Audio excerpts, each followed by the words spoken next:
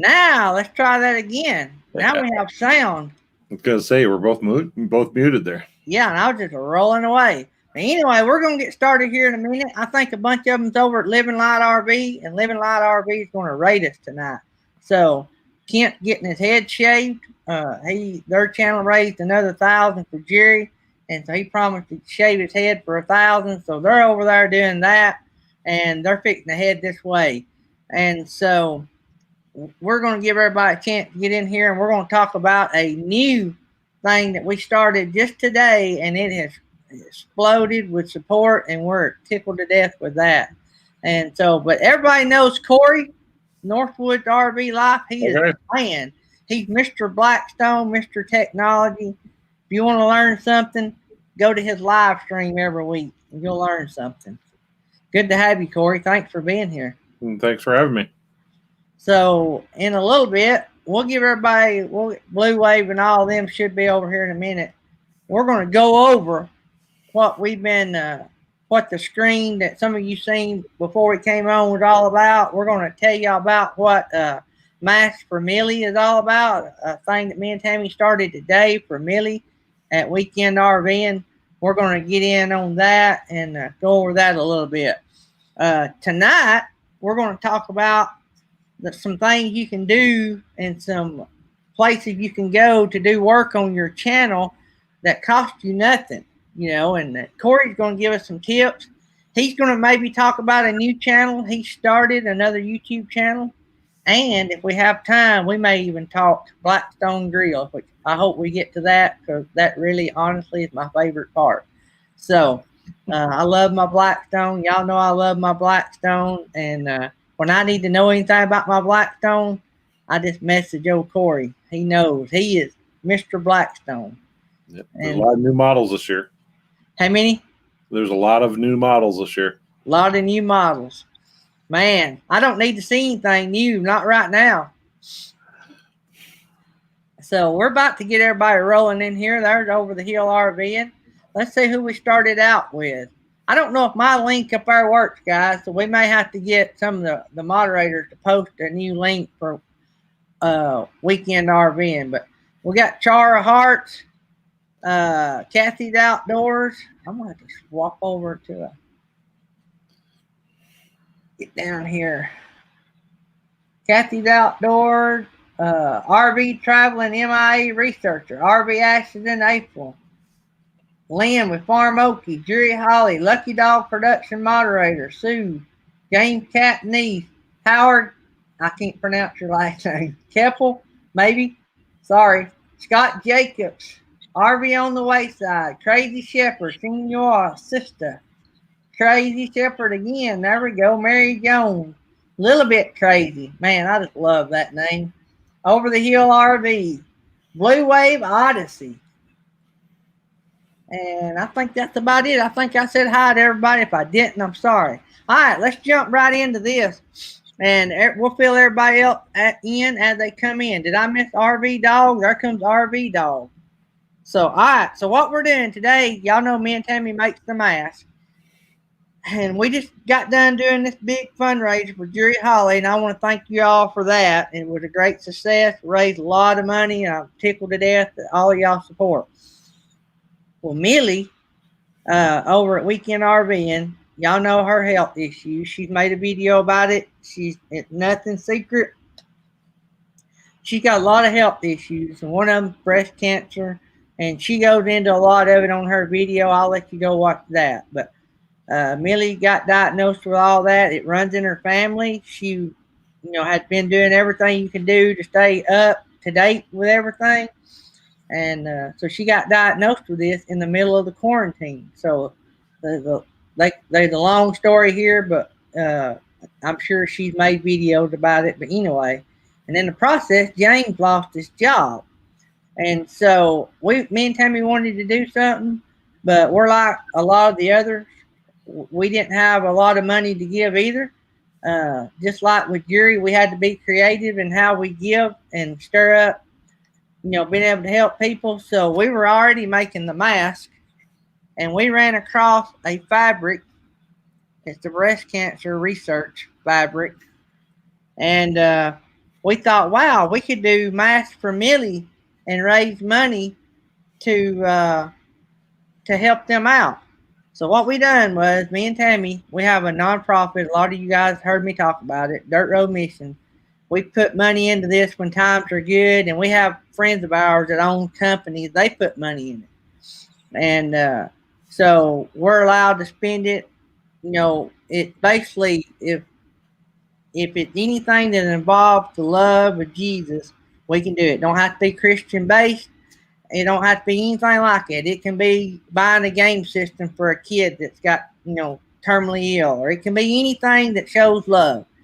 And so we felt like helping Millie would be a great cause. So what we done was Dirt Road Missions has picked up the tab for making the mask.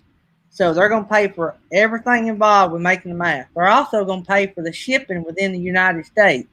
So what that means is everybody that donates $10 to the link that the moderators are posting for Weekend RV, and if you put $10 into that account, email daydreamaboutnicethings at gmail.com, and I'm going to get you that's our email address. Email it, show us that you've made the donation, and we will give you for free his or hers, or both if you donate $20. We've got the breast cancer awareness with the black elastic for the guys, showing the guys supporting the ladies. We have the white ones with the white elastic for the ladies. So we got both, his and hers. They have a place in the back if you want to put a filter. If you don't want to, most people don't. It's fine. This is the same mask that we sell. It's just got a different fabric on it. And Blue Wave Odyssey, a bunch of the people in the chats have purchased some of our masks. They can tell you they're good masks, and you'll be pleased. We didn't make them any different. They're the same quality, everything you would get if you're buying one from us. The only difference, you're giving the whole 100%, $10 to Millie. She gets every bit of it. We don't take anything. We give you a mask, and we ship it for free. So, all that being said, I put a challenge out that if we could raise $1,000 doing this, that I would shave my beard and mustache. Well, when we started this, it got we got several people interested. Jerry Holly mentioned it on his live stream a while ago. We had $300 in the pot. By the time Jerry Holly's show went off, we was getting up close to $1,100. So guess what I got to do tonight, guys? Shave. Well, we got somebody in the chat that said that she would shave her head if we hit 2,000, and that's Miss Rhonda D. I'm trying to find her. Can y'all find Rhonda D? Rhonda D, say something in the chat. Rhonda D has said that if we hit $2,000, and we can do that tonight if y'all want to. There she is. She said that, I'll just let her tell you.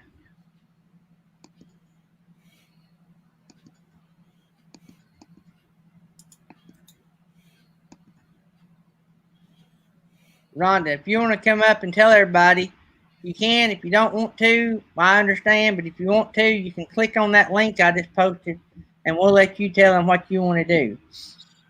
So we would love to hit $2,000. And she may have to do it one day, might not be able to do it tonight, but she can do it one day and get somebody to film it for her. So if we can get that $2,000, we've got another challenge on the board. So anyway, I was going to wait and see if she wanted to come up. There she is. Let's let her tell about it right quick. Are you ready to come up? All right. Hey, Miss Rhonda. Hello. So tell us what your challenge is. Well, I'm just starting out. I have gone through a very bad divorce within the last year. I'm in the process of getting an RV, and I'm going to start living full time in it. Good deal. So, are you wanting to help Millie out? I sure am. I have all this hair up here that is Wow. driving me crazy. I've been wanting to get a cut, haven't figured out how or why or how I want it to look. But I had cancer removed from my left breast last year, so I know what she's going through, and I just want to help support in some way. So that's Your my way. your hair is long enough. You could probably give in two ways. You could probably give. Yeah, you could probably give your hair to what is it? The locks. Box for love or something like that. Locks for love. Yeah, you probably got. Yeah, you probably your hair is probably long enough to do that. It's actually shorter now. I just cut it about 6, 7 months ago. It was almost down to the middle of my back. Now it's up to my shoulders. All right. Well, good deal. All right, guys. Well, you said $2,000, right? So if we get Yep. $2,000, Rhonda is going to cut her hair. I don't know that she'll shave it, but she's going to cut it way short. It's getting shaved. She says she's shaving it. So there you go. Y'all want to see Rhonda shave all that hair off? I hope she gets to give the long parts to somebody to make wigs out of. It looked pretty long. So, but all right, Rhonda, we've got the thing put out there. If we meet it tonight, you figure out when you want to do it, and if you need a platform. I don't know. Do you do live streams? No, not yet. But do you do videos? Yeah. Yeah, you can get somebody to film you. You can do a video, or you can come on one of our live streams. I'll have you on mine if you want to do it on mine. Okay, that sounds good. So you just decide, but we'll wait till we raise the money. Okay. All right. Well, thanks for all you. I know Millie and James would thank you if they were here, and we really appreciate what you're doing. Thank you. I sent you an email. Okay. Thanks. Thanks. Hey, Miss Lynn. Hello. All right, you cannot see my hair because it's all up in this hat. Okay. All right. But I will if y'all get $3,000, I will shave your head. I'm not gonna shave it. I'll get my hair cut. You'll buzz it down. No. I'll get it cut. I'm not going to say I'm going to buzz it. No, that's not going to happen. You'll get it buzzed real short. That'll work. All right. Well, I'll spread the word. Thanks. And I know Millie and James sure do appreciate you getting involved.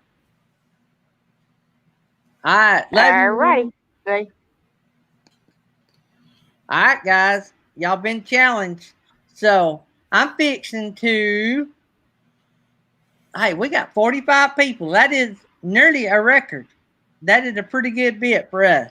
So anyway, I'm going to start, me and Corey's going to start talking in a minute, and then I'm going to turn it over here and mute mine, and I'm going to start buzzing this mess off, and y'all get to see it. But so Corey, if I'm starting a new YouTube channel, okay, and I have $0, can I actually start a YouTube channel, start doing live streams, do thumbnails, and have a pretty good channel with zero budget? Yeah, I mean it's all a learning curve at first, and there is free stuff out there. You can start your YouTube channel obviously for free. I know Michael's noted a couple times, and TubeBuddy has some videos out there. If you have the TubeBuddy extension installed in your browser, you can create some simple thumbnails to get you started. And if you do want to do live streams, there's some options out there. You can stream free with the free version of StreamYard. Streamlabs Mobile is actually free as well as a solution to try doing some live streams. And you can just film with your cell phone. If you already have a cell phone, most cameras on cell phones today are better than what some DSLR cameras were, 3 to 5 years ago. So, there's some great options out there. And any of the cameras today on the cell phones, they'll do plenty well enough quality. Even just doing 720p standard def quality is plenty good enough for YouTube. Most of these live streams are streamed in 720p. Most videos I record, though, I do suggest doing 1080p, and most cell phones will do that with no problems whatsoever. But yeah, you can do that. You can start a channel for free. You can make your videos for free. There's free editing software. You can find some different choices that are out there.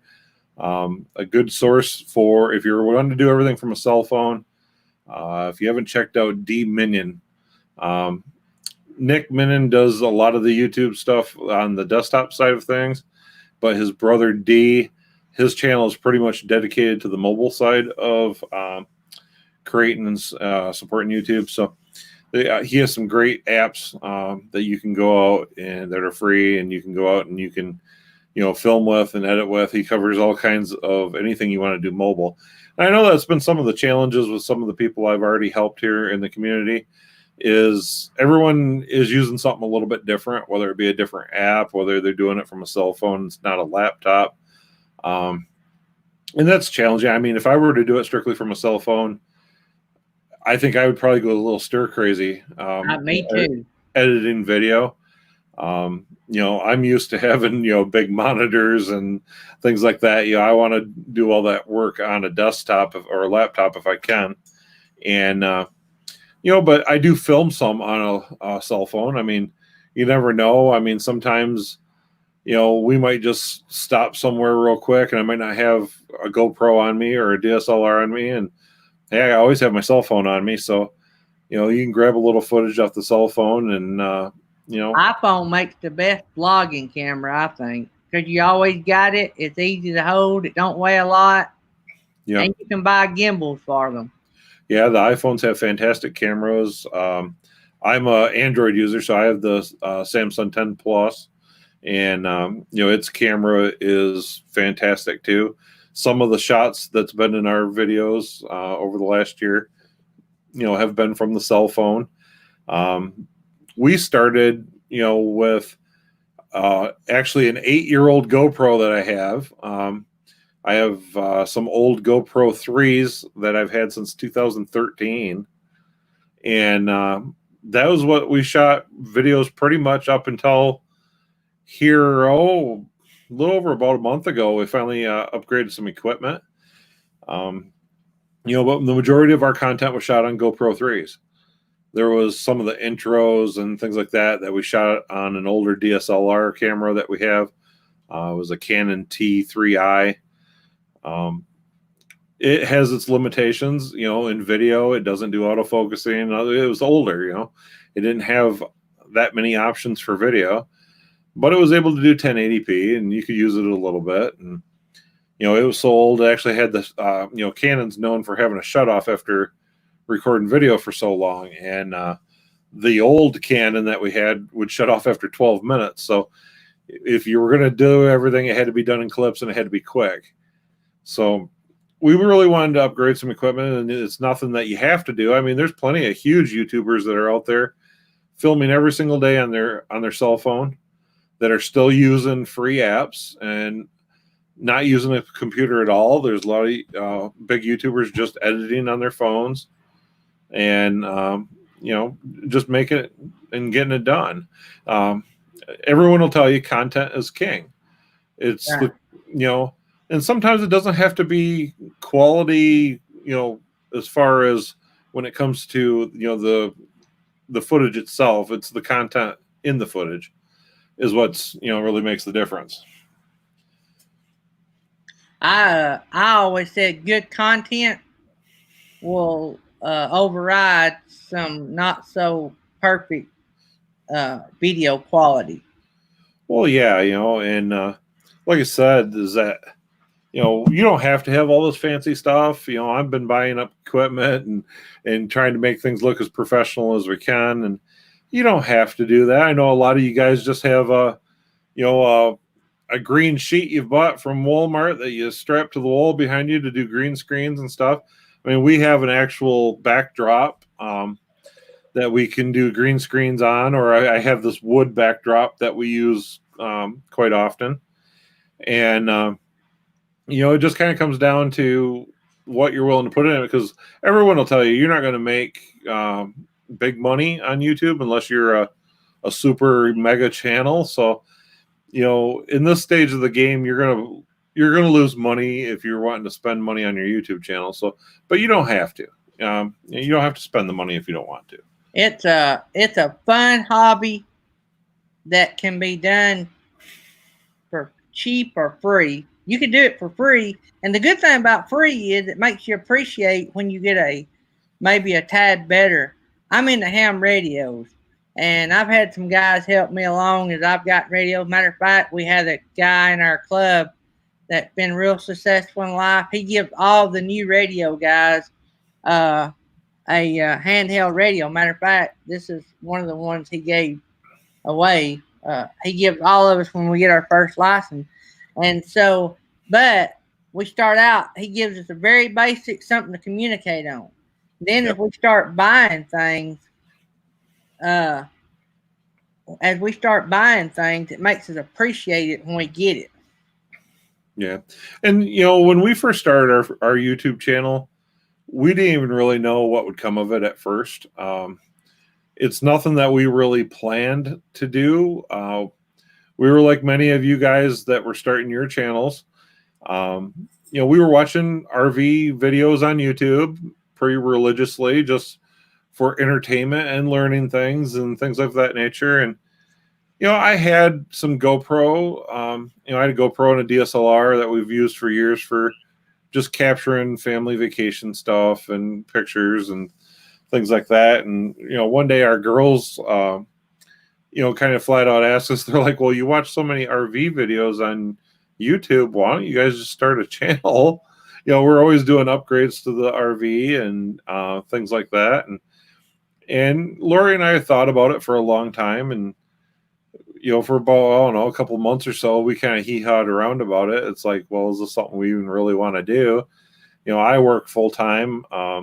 Lori's a stay-at-home mom, and but she has enough stuff to do around the house on any given day.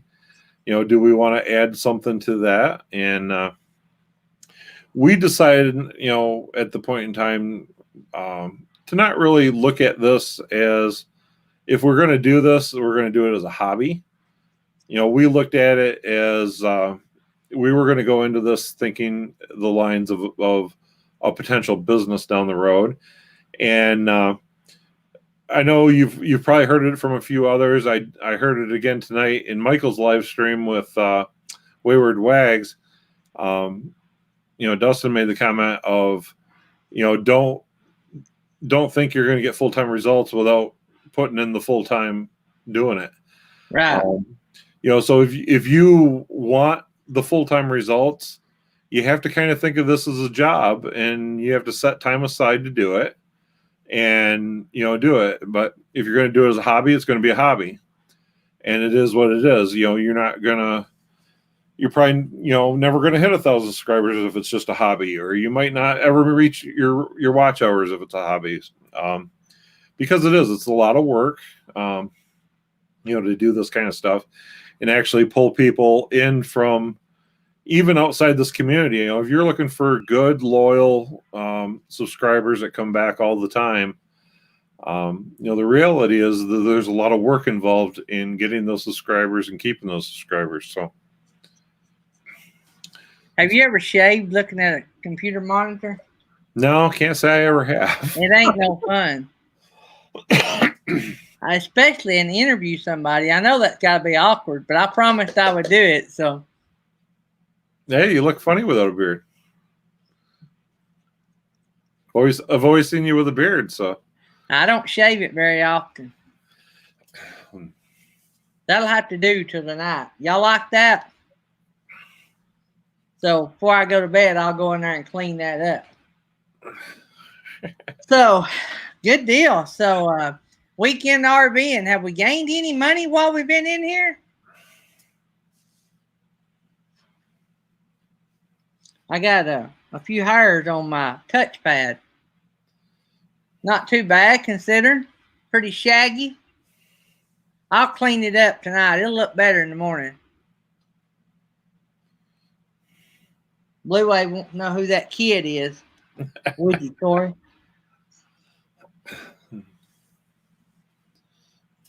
That looked rough. I better leave that cap on. 11:32. Man, I'm amazed. I am amazed. All right, so tell us about the new channel that you're starting or thinking of starting. Well, I've had it out there for a while, and I kind of figured that the whole thing that, you know, I don't, like I said, I've told you, and I know I've told Michael and some others, and is, you know, I'm all for helping everyone in the channels. I don't want to do it on my main channel because it's outside the niche that we're in. You know, I don't want to have the help ruin the viewership of the channel. So I have another channel that's been created for actually a while. I know a few of you, I mentioned in one of the live streams, subscribe to it. And the channel is called Tuber Guru. And let me see if... Put the link in it. Can you put the link in?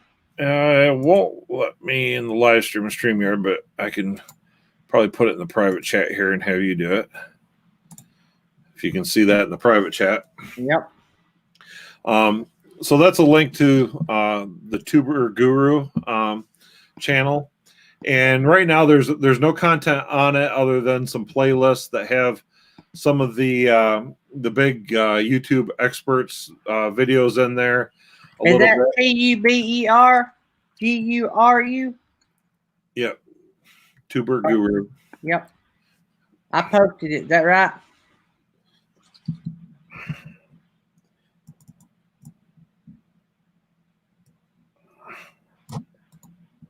Y'all get the point anyway. Yep. Yep, that's it. So that's Corey's link to his new channel. Go ahead, Corey. If you guys go over and click that and just hit subscribe over there, I'll make sure, to give you some love back from that channel too. But that's where if I'm going to help, I'll do most of the help over there. And I was thinking about possibly doing maybe a weekly live stream for an hour or two, doing channel reviews and information for people that answer questions that they have on their channel, or how we can go about improving things. That's a cool channel. I have not got over here yet. Check that out. I like that. So yeah, and just like the day one I started this channel, I've owned a number of businesses over the years and things like that. So I have always felt the number one thing, whether you're starting a YouTube business, a website, whatever, branding is important. And, even with this channel, even though there's no content on it yet, it is fully branded and ready to go. So it looks good. I like the banner. I've got to get me a banner. I got to figure out what I want. And I like my backgrounds that I have here. I've got to figure out how to, and I like learning because I like being able to change and tweak but I'm an orange. I love Ugandan sunsets, and that stuff floats my boat. And so this is kind of stuff I like, but I don't know. I hadn't really figured everything out yet. Yeah, and like with thumbnails, thumbnails I think is one of the biggest hurdles for people when they're first getting started. And because they pretty much start from every thumbnail as being from scratch. And one of the things I can recommend to anybody with your thumbnails is, one, obviously, you want a little bit of branding in your thumbnail. You want somebody to be able to look at that thumbnail and know it's you.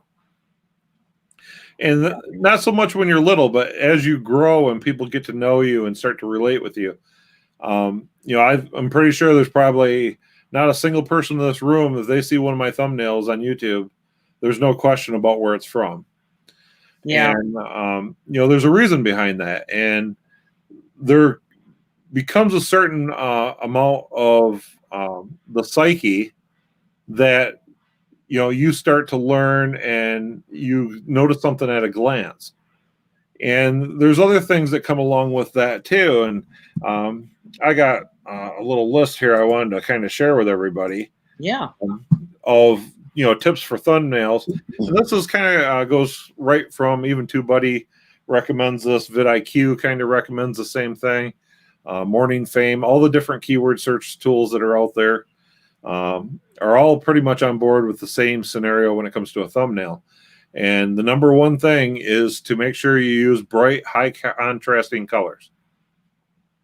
For those channels I've helped, some of the first questions I have for them to send me information, because what I typically will do is somebody asks me for help, I'm gonna ask a few things of you, and then what I'm gonna do is I'm gonna put together a concept, and I'm gonna send it to you and say, what do you think about this? What do you want to change?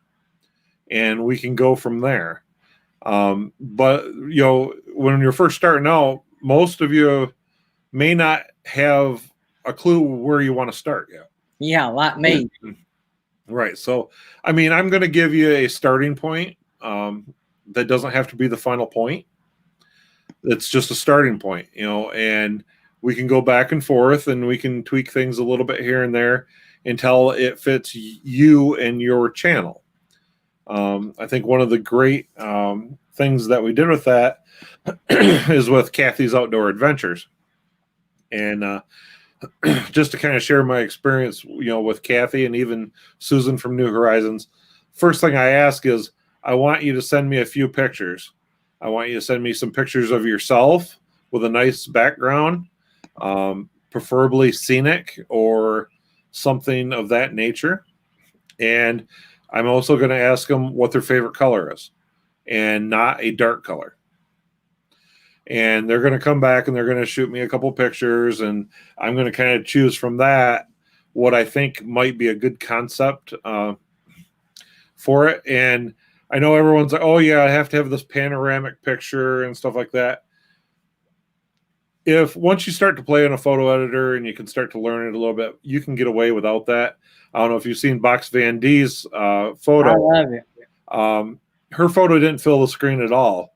Usually what I do is I copy the image and I flip the image and butt up the images side to side, and I can make the image wider and have it look like it's a full width picture when it's really not. Wow. So there's some things you can do once you get familiar with whatever program you're using to play with photos. And that's way above my pay grade right there. Kathy's channel art picture is actually two complete separate pictures that we overlaid. There was one of her sitting on kind of a hill, and then she had a mountain range photo, and I combined the two pictures together to make her channel art. But these are all things we start with that as a concept and work towards what, because we don't want, all of the channel arts I do or try to help people with all look the same. We want it to be, what makes you feel like, yeah, this fits me, fits my channel, things like that. Something that you're going to want to probably stick with. And, but one of the most important parts of that whole concept is not only am I doing a channel art, usually, I'll give them a channel art, I'll give them a logo, I'll give them a thumbnail. And this is to make you get a whole complete overlook of your channel. Whether or not you choose to use parts of it, or if you don't want to use parts of it, some people already have a logo and don't want to change it. That's fine. But what I do is I give you a full branded solution, and then we'll go from there. I love piece. The biggest thing I love, well, I love my whole logo. I just don't have a package. And I love the daydream with the peace necklace. I'm a 70s baby. I was born in the late 60s. And so I was born, me and you both, and raised in the 70s in the peace era. Everybody was peace. Now that's coming back in, but I never really let it go. I've always been a peace sign, peace necklace kind of guy. And that's sort of how I've always pretty much lived. I've never been a confrontational kind of person, and that's just something that I like to associate with anything that I do. Right. And, when I first came up with my thumbnail, when we first started our channel, before we really even started when we first started doing content, I had a completely different thumbnail scheme. I wasn't really happy with it, but at the time, it's like, well, this is what I'm going to start with. And after we got about 15 videos in, I designed the thumbnail we're using now, and I went back and started changing stuff. And to develop that thumbnail, I think I made probably 5 to 10 different copies of different thumbnails. And I started kind of doing my own A/B testing as far as, well, how does this look for me for this or that, until I finally came up with a one that I thought, this is the one that I want to go with. And, that kind of goes into the high contrasting colors. Orange is probably one of my favorite colors. And then the lime green I add helps it pop and doesn't clash with the orange. And I think that's some of the things that you see most used kind of wrong when it comes out to a thumbnail. Is somebody will use like maybe a yellow text, and maybe they got a blue or bright blue or bright purple glow around the text, and the colors clash a little bit, and it makes the text a little harder to read, and it doesn't flow with your branding. I know a lot of people probably aren't going to get this when I say this. Not only do I pick colors for a brand, I pick a font for a brand, and I want to use that font on everything I do. And I try not to deter from that too much unless it's just a little added something on it. But the main parts of it will always have the same font. And I do that, 1, for consistency, 2, for brand, and 3, this is the part people might not necessarily get. And I explained this to Kathy, and I figured Kathy would get it a little more because she's a photographer. And if you are a little bit familiar with photography or art or even marketing, I don't think of text as text. I want it to be a graphical interpretation on the overall image. I want it to work with the image. I want it to flow with the image. I don't want it to look like, it stands out completely from the image. I want to be able to have it legible. I want to have it readable, but I don't want it to be like it doesn't belong there. Right. And that's kind of comes from a little bit of background I have working with some people in, marketing type stuff, of trying to make the image appealing. And this kind of goes into some of the further steps that TubeBuddy and them recommend. Because altogether they have about 4 or 5 things that they recommend of a thumbnail. The next step is to use a close-up human face wherever possible. And I know Michael and Dustin was talking about this earlier tonight too. That a lot of people call that the YouTube face, the oh my God, and if you look at my thumbnails, it has I see them. Yeah. They're there. The up close, hey, here I am. And they use this for a couple different reasons. And again, it's the psychological part of the thumbnail. Just like videos that you don't show your face in, you're not making a human connection with the person on the other end viewing the video. So just as that falls over to even still photography within the thumbnail itself, by putting a face, you start the human connection from the beginning. Right. And us as humans are just like any other species. You take a picture of a dog and set it on the floor, and your dog is going to go naturally straight to it. It's going to want to seek it out. It's going to want to know what it's about. It's going to, it doesn't matter if you're a cat, dog, a deer, or bear, or whatever. If they see another face that's like theirs, they're attracted to it. They want to go see it. And this is the psychology part of the thumbnail, of having the face on the thumbnail. And then when you get the deeper thought of that, of the goofy YouTube, oh my gods, and things like that, this there's been a little misnomer. Some people will actually say that, well, maybe your thumbnail should always have a form of a question in it. And it goes a little deeper than that. It's not completely accurate, even though sometimes that works. The whole point is to draw intrigue. It doesn't necessarily have to be a question. It just has to be something that makes you wonder, what more is there to the story? Yeah, curious. Make them curious. Right. So there is times where this can be something that has absolutely no text whatsoever, and it could just be simply a picture. Thanks, Living Light RV, for raiding us, and thanks for what you did too for Jury and for Weekend RVing. We love you guys. We love your show. We appreciate what y'all do, and thanks for joining up with us. We appreciate that. Yep. So, all these things start to come together when you start talking about having the faces on the thumbnails. Typically, I won't put a face on one that's a cooking video. I probably put in a nice big picture of the finished product of the what you were cooking in the video. You always want your thumbnail to be something about what is actually in the in the video. You don't want it to be clickbait. Because otherwise you'll drop viewers rather quickly if it's not what they're expecting. But, it just comes down to, one, you want to draw attention to it with a high contrasting color. You want to create that human reaction of having a face, whenever possible. Or, like I said, with cooking videos, you want the best picture you can get of the finished product. Maybe you can make someone's mouth water to help draw that intrigue, to click on that video. Things of that nature. Any text you do use, one, you want it to be large enough to be able to see, preferably on mobile. I know that's many times very hard, because some of the thumbnails on the mobile are very small.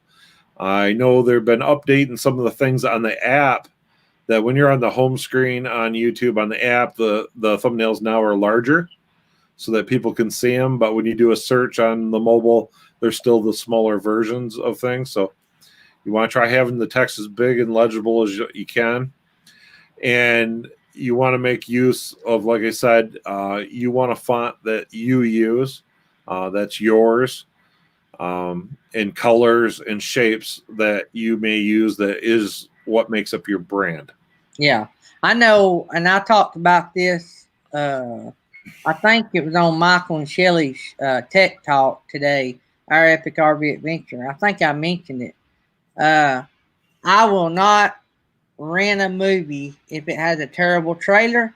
I will not click to watch the trailer if it has a terrible thumbnail.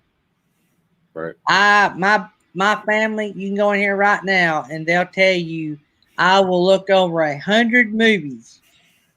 It has to lure me in, and then the trailer's got to be awesome before I'll spend 2 hours watching it.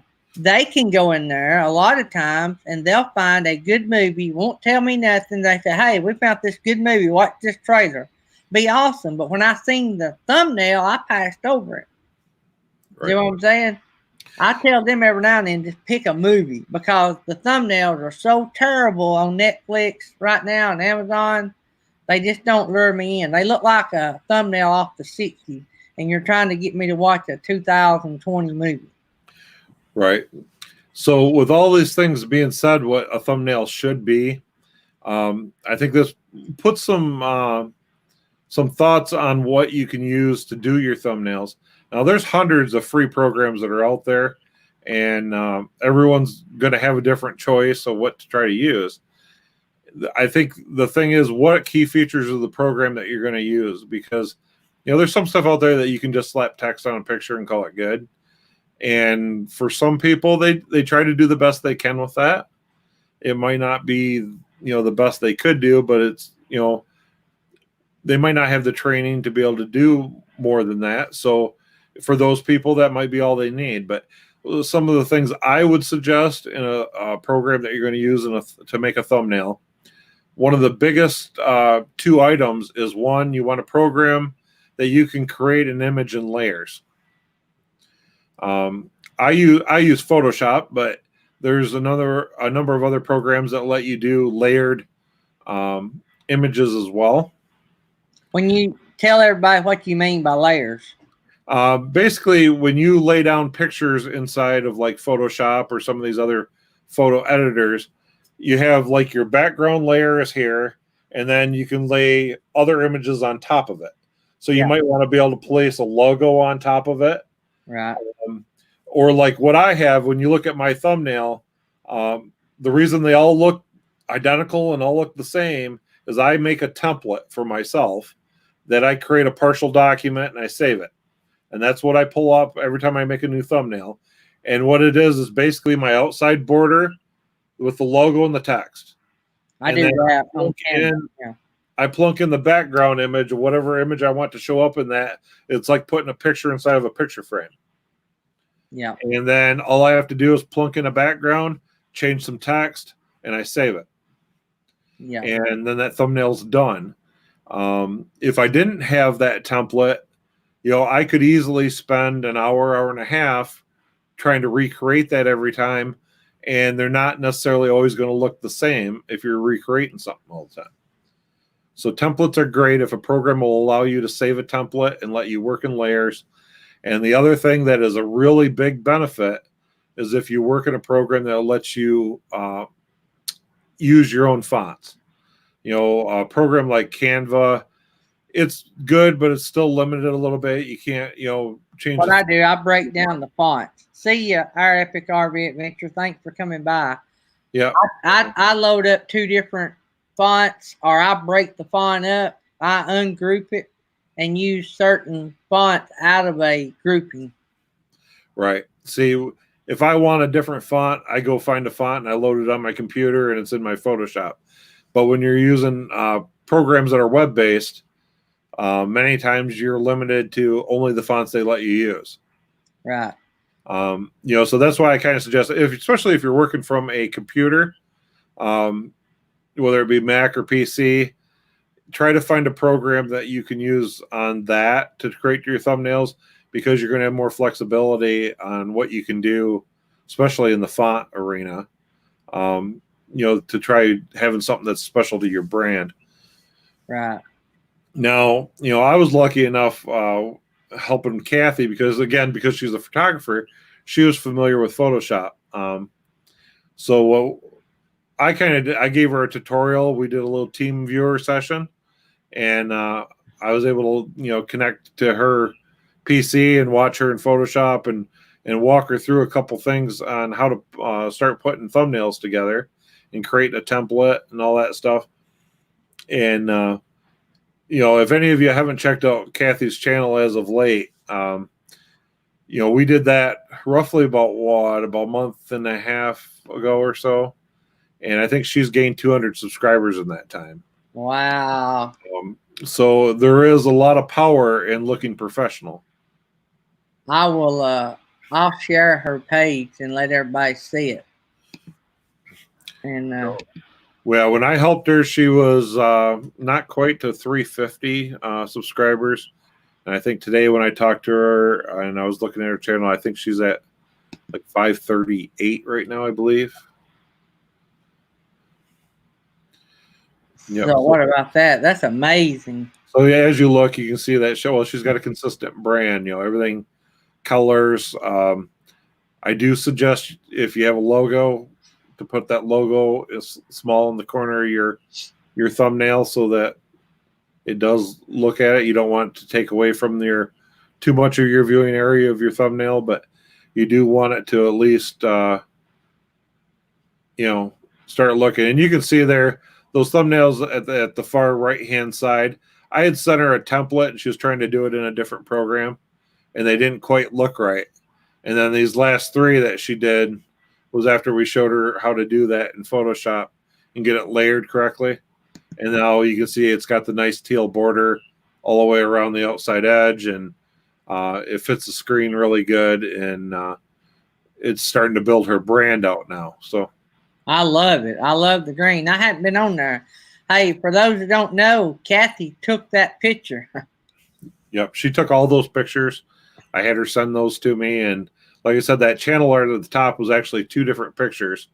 The mountain range in the background, and the hill she is sitting on was 2 separate pictures, and I put them together in Photoshop for her. Wow, that's amazing. Once I saw the 2 pictures that she sent me, it's like I have to put these 2 together, and make it look like she's sitting on a hill looking at that mountain range. So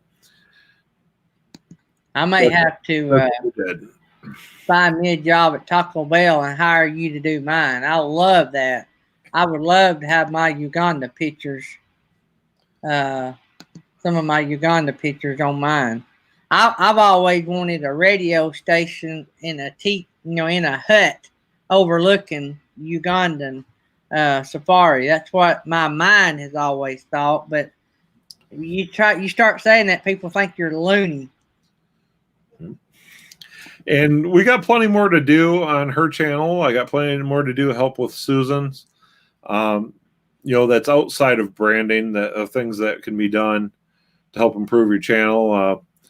I know, in our Facebook group that we have, that's the RV niche for small YouTube creators. In there, I did a couple live streams there in the Facebook group, talking about a couple things. One of them was the means to use hashtags, not just YouTube tags, but using hashtags and how to properly use them. And because I see so many people using them, that's not working to their benefit. And actually, if you go ahead and pull up my page there, Gary. Pull up which one? The Northwoods one. Northwoods, okay.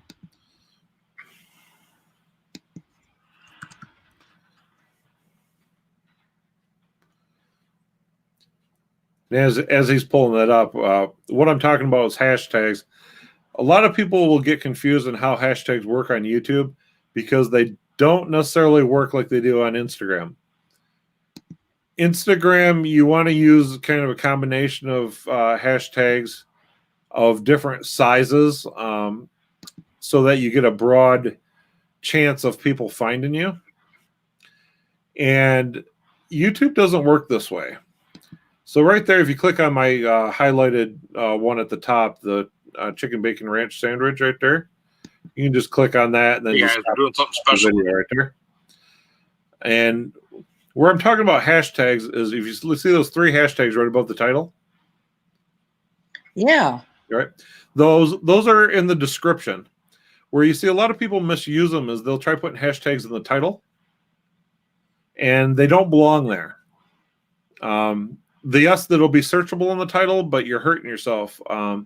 Those are still searchable, but they reside in the description. And the first 3 hashtags will be displayed above the title as long as there isn't a location tied to the video. If you put a location, it will override those tags being there. But I had a channel review a while back, and hashtags was something I was trying to use when I wasn't using them properly, to be able to try to benefit my channel. And when I say properly, is I was thinking, okay, well, I'm doing a Blackstone Griddle video. I'm going to put hashtag Blackstone Griddle. And somebody is going to, magically go out and search hashtag Blackstone Griddle, and they're going to find me. Yeah, maybe there's a chance of that. The problem is that there's 1.5 million other people using that hashtag too. So if somebody searches that hashtag, again, I'm competing in search for that. The second problem with that is those 3 hashtags, if you look on that video right there, is a link off my channel right above my title. If I put Blackstone Griddle and they click that link and they go, and what it's going to do is going to do YouTube search on Blackstone Griddle, hashtag Blackstone Griddle. And chances are I'm probably not even going to be on the first page. So they're going to watch someone else's video. Well, I don't want that. I want my hashtags to try to benefit me the best I can. Now, I still, in the bottom of my description, I'll put Blackstone Griddle and stuff. So under some fluke, somebody searches that, they might be able to find me. But those 3 hashtags at the top, that's a link straight off my video here, I want them to be able to find more of my stuff. I want them to click another one of my videos. So what you'll see there is I use hashtags that are specific to me. They're hashtags I've created. I've went out, searched on YouTube. I've searched keywords, and I've made sure no one else is using them. So if you click on the one that says RV Camp Kitchen, if you look, what happens, that does a YouTube search. Look what videos you see. Every single one of them is mine. Wow. Because no one else is using that hashtag. Every video is mine. So if I'm going to give them a link right above my title to leave my video, darn it, I'm going to give them another video to look at. Man, that's amazing. So, all right, for those people that don't know, how do you acquire your own hashtag? Do you just start using it? Yep, you just or start do you using it. register it to your page or what? Well, what I usually suggest is, okay, if I was originally using the hashtag Camp Kitchen, but other people are using it too. So I decide, well, if I'm going to make it specific to me, I'm going to find something that's related to that that's maybe just a little bit different. So I added RV in front of it, and I found no one was using it. So once no one was using it, it was free for mine to use. All I had to do was start plastering it on every one of my Camp Kitchen videos. So you just put it in the description, and every time somebody types that in, it comes to you. Yep. Or if they click on it on one of your other videos, it'll take them to another video. Yep. It'll take them to this search page that pushes more videos in front of them. Wow. And so, this is a great way that there's links there. Maybe they clicked on one of my videos. They're not necessarily interested in the video of choice, but maybe they're not ready to completely abandon what's on my page. Psychologically, somebody sees a link, they kind of want to click on it. So if I'm giving them 3 links right there above the title, let's give them something that sees more of what I have. Maybe they'll click that and see a video of, well, I wasn't looking for a chicken sandwich didn't really appeal to me, but maybe I, click that and it's like, oh, we did pizza on the Blackstone. And they scroll through that list and they're going to find me doing a chicken barbecue pizza on the Blackstone. I got you. So you make it look like a generic hashtag, but really it's your hashtag, and you're just basically forwarding them to another video that you have without saying, hey, I'm picking to forward you to some more videos I have. Right. And the great thing about this, for those that may not know, the way to get ahead with the YouTube algorithm is if somebody watches your video and then they watch another one of your video, chances are, even if they're not a subscriber, they're going to start getting your videos suggested in their recommended. That's neat. Because that means when they watch more than one of your videos, that YouTube starts to think that you're interested in that channel and what they have to offer. So they're going to start recommending you more to that user. That's good. So you're saying the first 3 hashtags in your description get put over your title. Yep. Of the video. If you're looking at it on mobile, it'll only show the first 2, but on desktop it shows the first 3. RV reviewed by the Air Force guy said, "Wow." So that may be something he could use. Well, it's something we all can use. I can see me starting to do it as soon as I get 5 minutes to go in there. I've done thought of some great ideas. The other thing, if you click back on that, back to that video and stop it again. Hey guys, we're doing something special. Okay. Go ahead and scroll down just a little bit down there below where it has my channel name. See that at the very top, I have check out our other Blackstone playlist. Yeah. That right there, I put in the top of every single Blackstone video, because not only if they click that right there, they'll get them right into my playlist, and it will just start auto playing my Blackstone videos for them. Wow, that is good.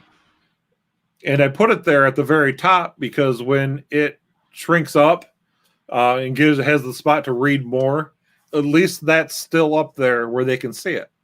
Again, I'm putting another link straight in front of them, right on the video, that if they do decide to abandon this video, that I've given them multiple choices to see more of my stuff. Why has it got the red subscribe when I'm already a subscriber?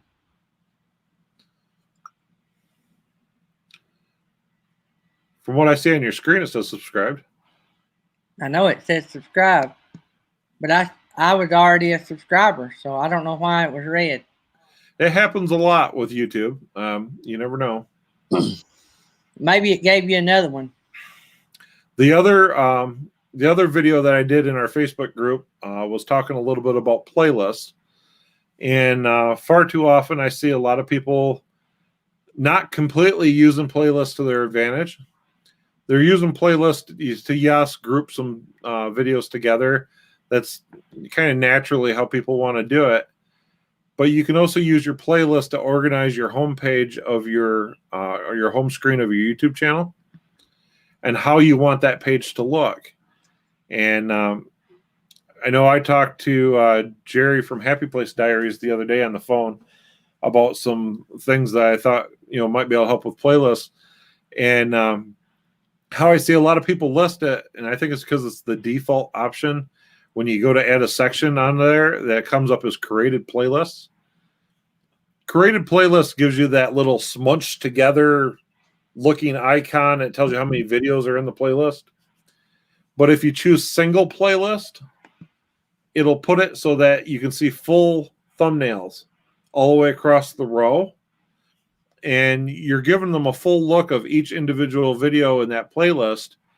And it presents it better on the home screen of the YouTube page.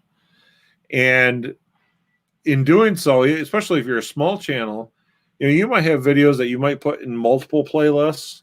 And it's a good way. You can put 2 or 3 of these sections, and suddenly you might only have 15, 20 videos, but suddenly it looks like you have a lot of content.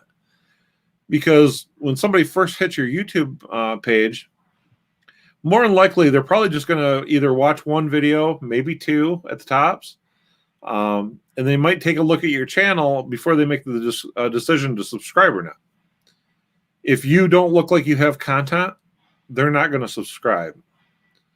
So even if you don't have a lot of content, try to make it look like you have a lot of content, because if somebody glances at it, they're going to say, oh, looks like they have some video. I'll click subscribe and I'll come back and watch later, which sometimes people do. Sometimes people don't. I know I'm guilty of many times just watching YouTube videos that pop up in my recommended. So get that subscriber. Maybe they'll get some recommended videos and you'll get them hooked, and then they'll start coming back over and over again. Wow. That was something interesting. I pick up bits and pieces of stuff, seem like weekly. The other thing with playlists, and many people don't know this, is playlists can become ranked in search.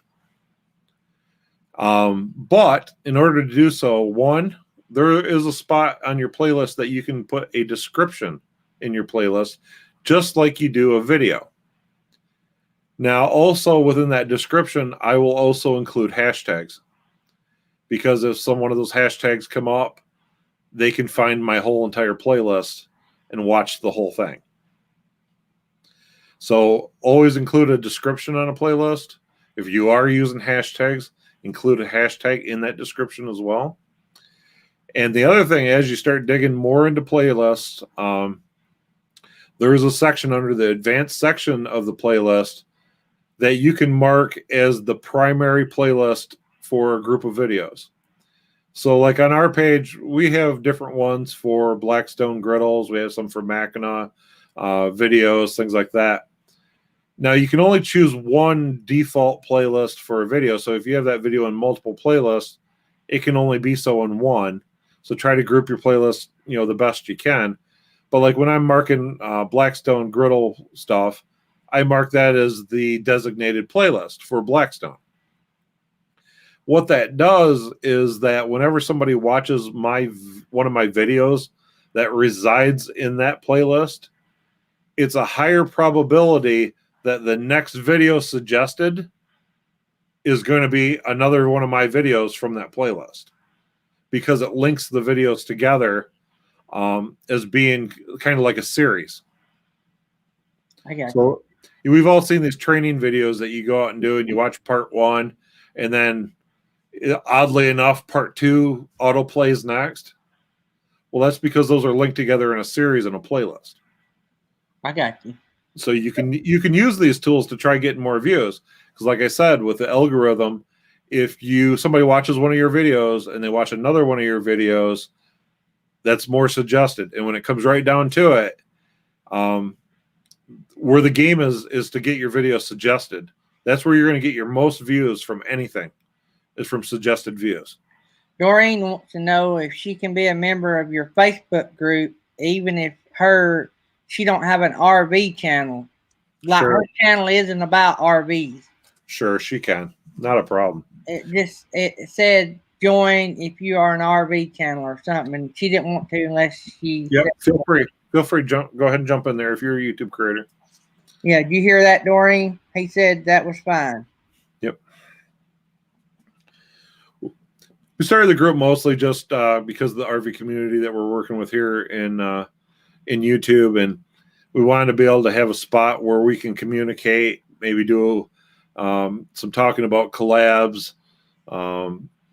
If you want, post thumbnails in there and bounce ideas off, other people, what they think of them, or, things of that nature. All kinds of things. If it has anything to do with YouTube in there, feel free to shout out in there. And if you need help or want a suggestion or want somebody to give their opinion on a thumbnail, a video, whatever channel, whatever, there's people in there, not just me, that will pipe up and try to help too. So I have got to slow down enough to take in a lot of this information and redo a lot of the way I do things. I've just had so much fun doing it. I have really not concentrated a lot on, I guess, technique.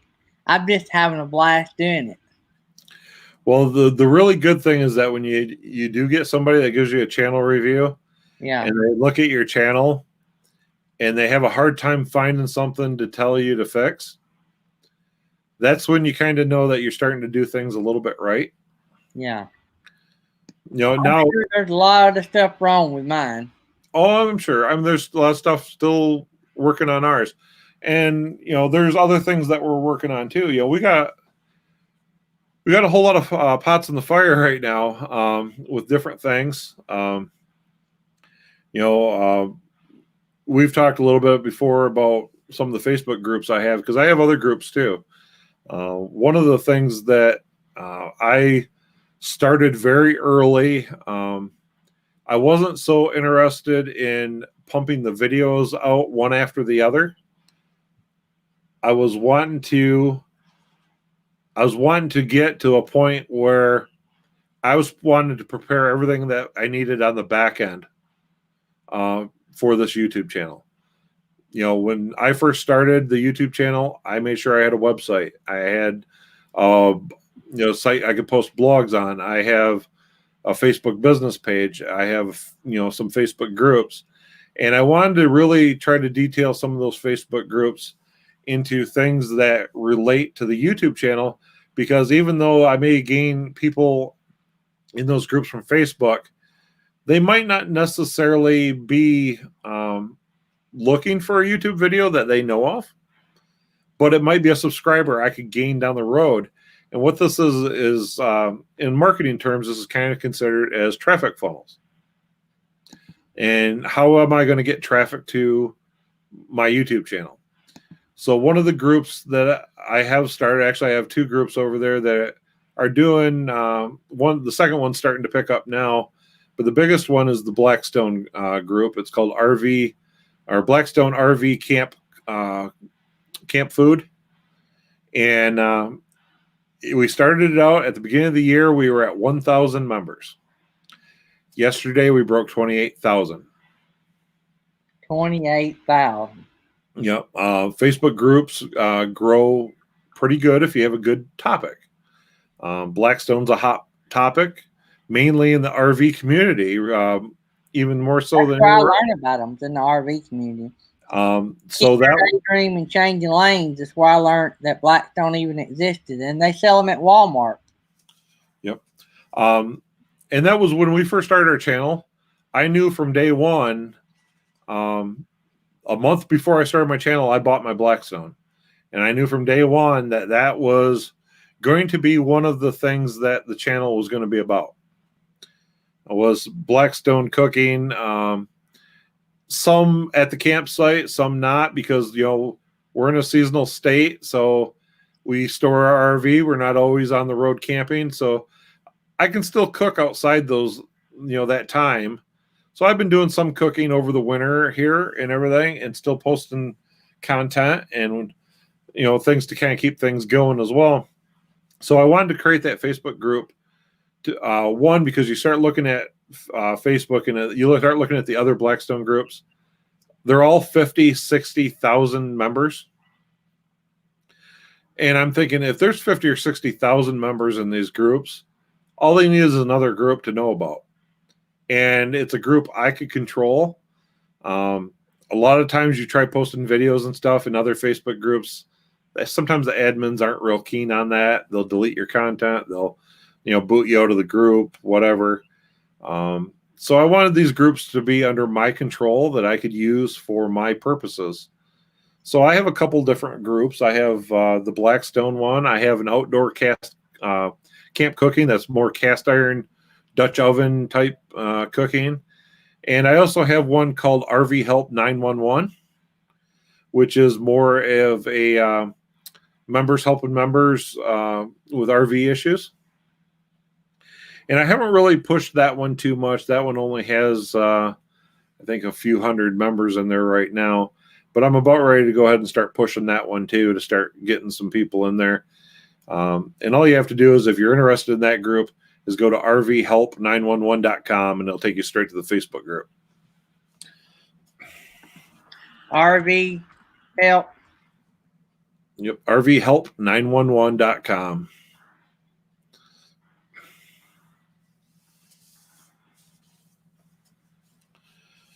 That's the Facebook group. Yep, the domain name will take you straight to the Facebook group. I put spaces in it so everybody could read what we were talking about, but y'all could probably type it either way in Facebook and it'll carry you there. I don't have a big personal page. I have about 2,700 people on our personal Facebook page.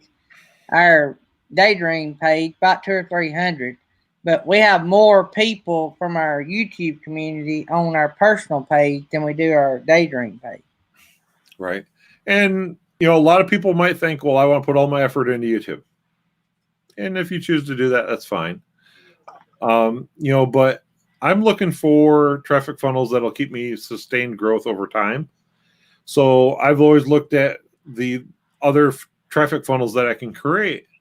And that includes all social media, whether it be Facebook, Instagram, or Pinterest, or anything else. You need to look at it all as a big picture if you want to see massive growth at some point in time. You're going to have to build communities on all platforms, because unfortunately, the real hard truth of social media is most anything, Pinterest, Facebook, Instagram, even YouTube, only about 10% of the people that follow you will actually see what you're doing. That's why many of you will see, a lot of times you'll find your subscribers are only about 10% or 20% of your subscribers are watching your videos. That's because that's what social media does. And they do that to make money.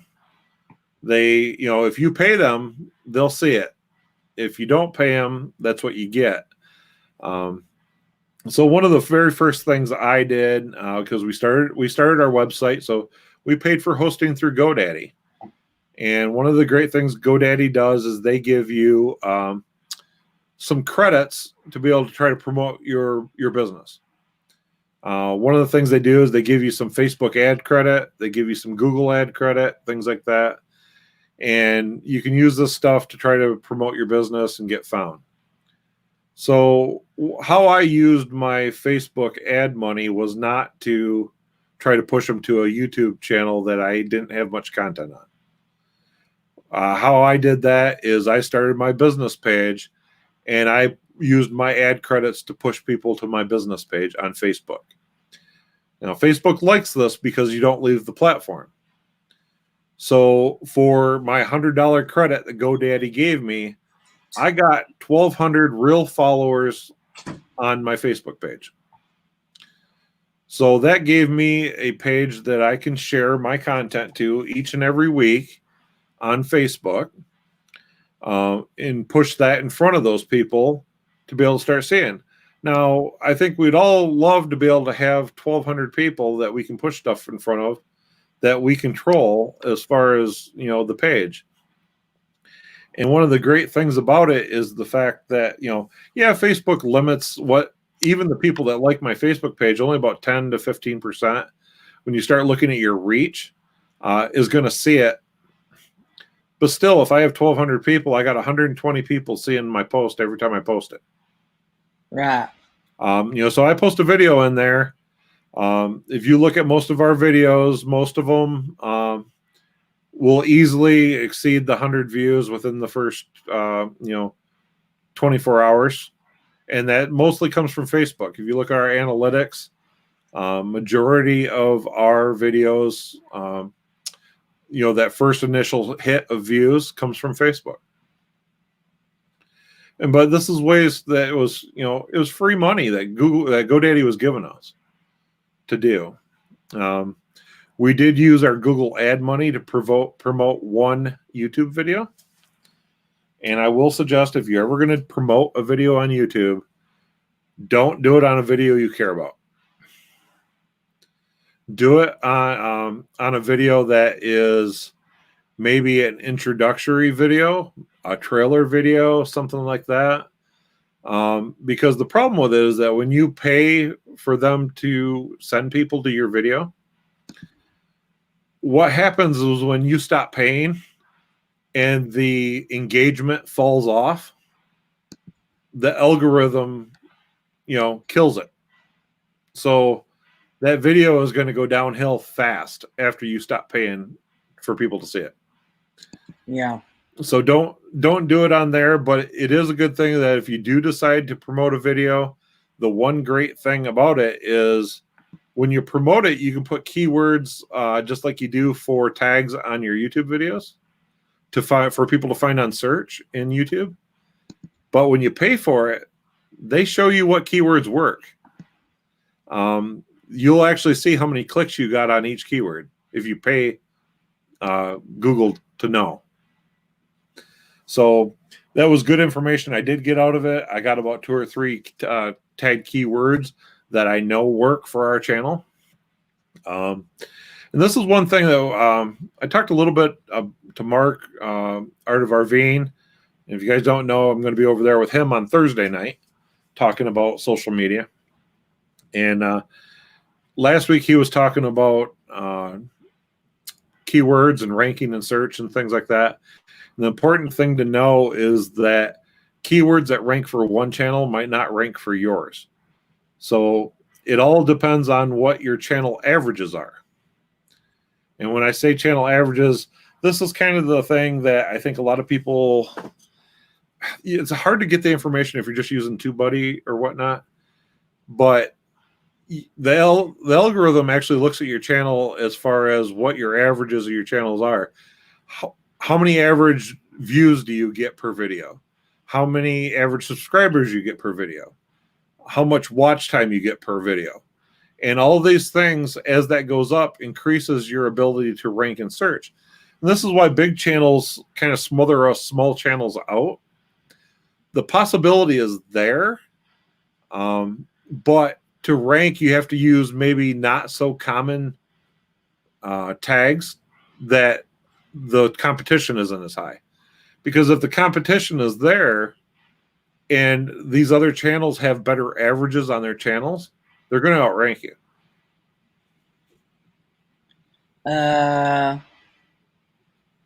So Kathy, let me see here.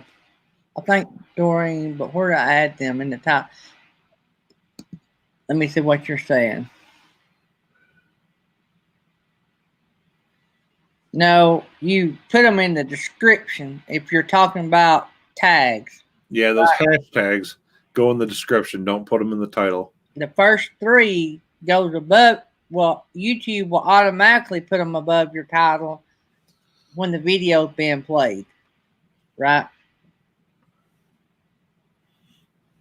Let's see what Kathy said something.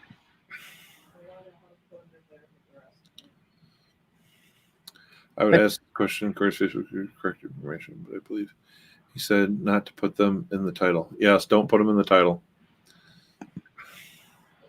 Yeah, but make them one of your first 3 if you want them listed above the title.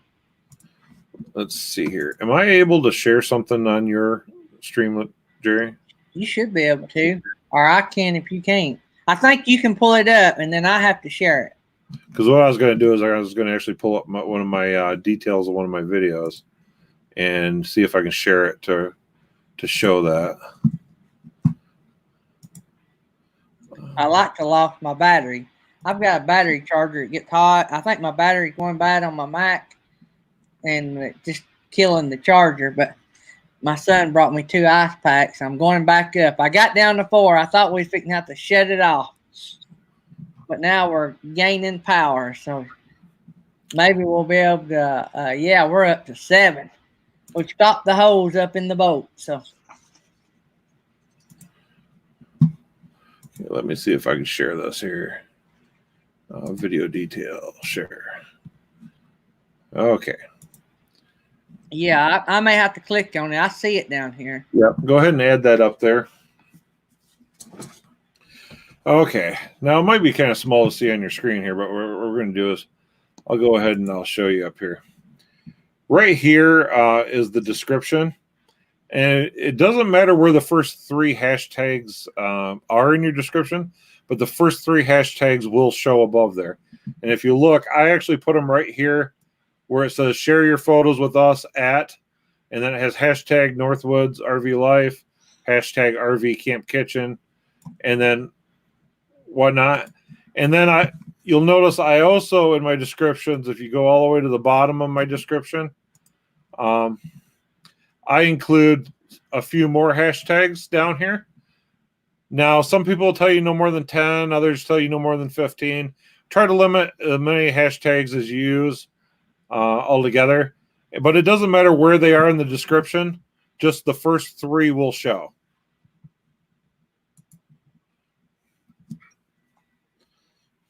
Did you get that, Doreen?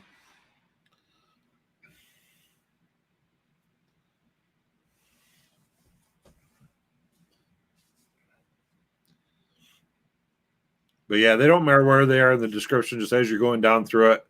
The first 3 are the ones that show up on top of the title. I love StreamYard. What about you? Do y'all use StreamYard? Yeah, I've been real impressed with that. When we first started our live streams, we knew that we were probably going to add a second show. So we just went ahead and got the paid version right off the bat because I didn't think that the free version was going to have enough streaming hours in a month to do what we needed to do. But yeah, it's been fantastic for us. The one thing I do recommend is a good camera with StreamYard. And I'll say that for a couple of reasons because, we went through the progression of, I went through a couple different webcams before I went to what the camera is I am on right now. And I can, I can kind of show you here as far as cameras because I can change my camera and say if I want to go to my laptop camera, you're going to see a big change here in the quality. See the back screen drop? I'm set up here along the side of our dining room here, and you can see the quality of what an integrated webcam looks like. It doesn't look real good. And then if you go to like a Logitech C920, let me jump over to that webcam. You can see this quality is a Logitech C920. It's a little bit better quality and stuff. But then if I switch to what I'm using right now, this is a Canon DSLR. I love that. When you add the quality of the lens of the using a DSLR camera, it's a game changer when it comes to StreamYard. So, dollar value, 1 being cheap, 10 being the most expensive. Yeah, I mean, if all you have is a a laptop camera, the webcam is built in your laptop, will it do live streams? Yeah. If you're worried about quality, you can get a C920 for around about $79, $80. Oh, really? Is that like the one that you have? What kind of money is that? The one I'm using right now. Yeah. This is a Canon M6 Mark II. We just upgraded to this here about a month or so ago. And the body of the camera runs about $850. And I went with Canon because we had our old Canon T3i that used Canon EFS lenses. And even though this camera uses an EFM lens, you can buy the adapter to be able to use the old EFS lenses. So I had a handful of lenses for the old camera, so this allowed me to be able to just continue using those lenses on this new camera. What tool do you use to see how your hashtags are going to rank or competition? And this is Jerry from Happy Place Diaries. Hi, Jerry. One of the things, Morning Fame actually will give you some suggestions of hashtags to use. But again, the thing that I will say about those 3 hashtags above the title, which are the first 3 hashtags in the description, is don't use common hashtags for those. Use hashtags that only you use. Like I said, when I had my channel review, the one thing that was stressed that those 3 hashtags that were there, if you can't dominate in search, where the majority of the videos are your video, don't use them. Create your own, make it so that only your videos show, and you have a link right there in front of their face. Don't let it go somewhere else. You want it to be yours.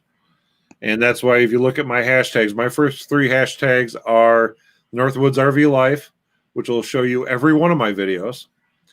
The RV Camp Kitchen, which will show you my Blackstone and Camp Kitchen videos. And then there's a third one that we really haven't started pushing or using yet. It's called the Northwoods Crew. Crew spelt like Motley Crue. And that is what we're going to call our fan base. Because of those that don't know it, Lori is a metalhead, and she is a huge Motley Crue fan. And we decided that was going to kind of be our fan base, was the Northwoods Crew. I got 2 more questions. That one, and I got another one behind it.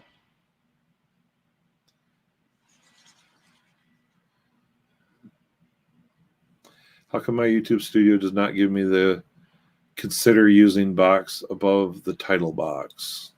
Let me see. That's probably on my video details she was talking about. I can pull that back up. There you go. Those consider using tags, that is because I have the vidIQ tool loaded in as an extension on my Chrome browser.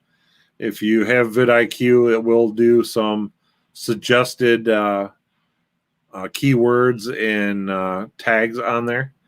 And there's tons of information that maybe we'll need to cover on another night of keyword search. There's a ton of tools that are out there. Just name them by name.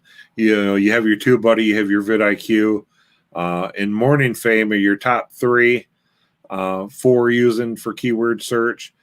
And then there's other keywords, things that you can do that aren't necessarily tools, but they are out there. One of the things I do love using is keywords anywhere or keywords everywhere. Do you use that, Gary? No, I don't use much of anything except I just use YouTube. I put keywords in that I learn about, and I've done some keywords on my channel name. So if you Bring that up. Yep, bring that up, and I'll just kind of demo here real quick. So here I searched on the. I'll bring that question back up, RV guy. So here I'm going to show you keywords everywhere he uses. It's a Chrome extension that you can use, and you have to actually. It used to be free, but you do have to pay for it now. But it's like $10,000 or $10, and they give you like 100,000 searches for it. So $10 lasts me about 3-4 months of searching.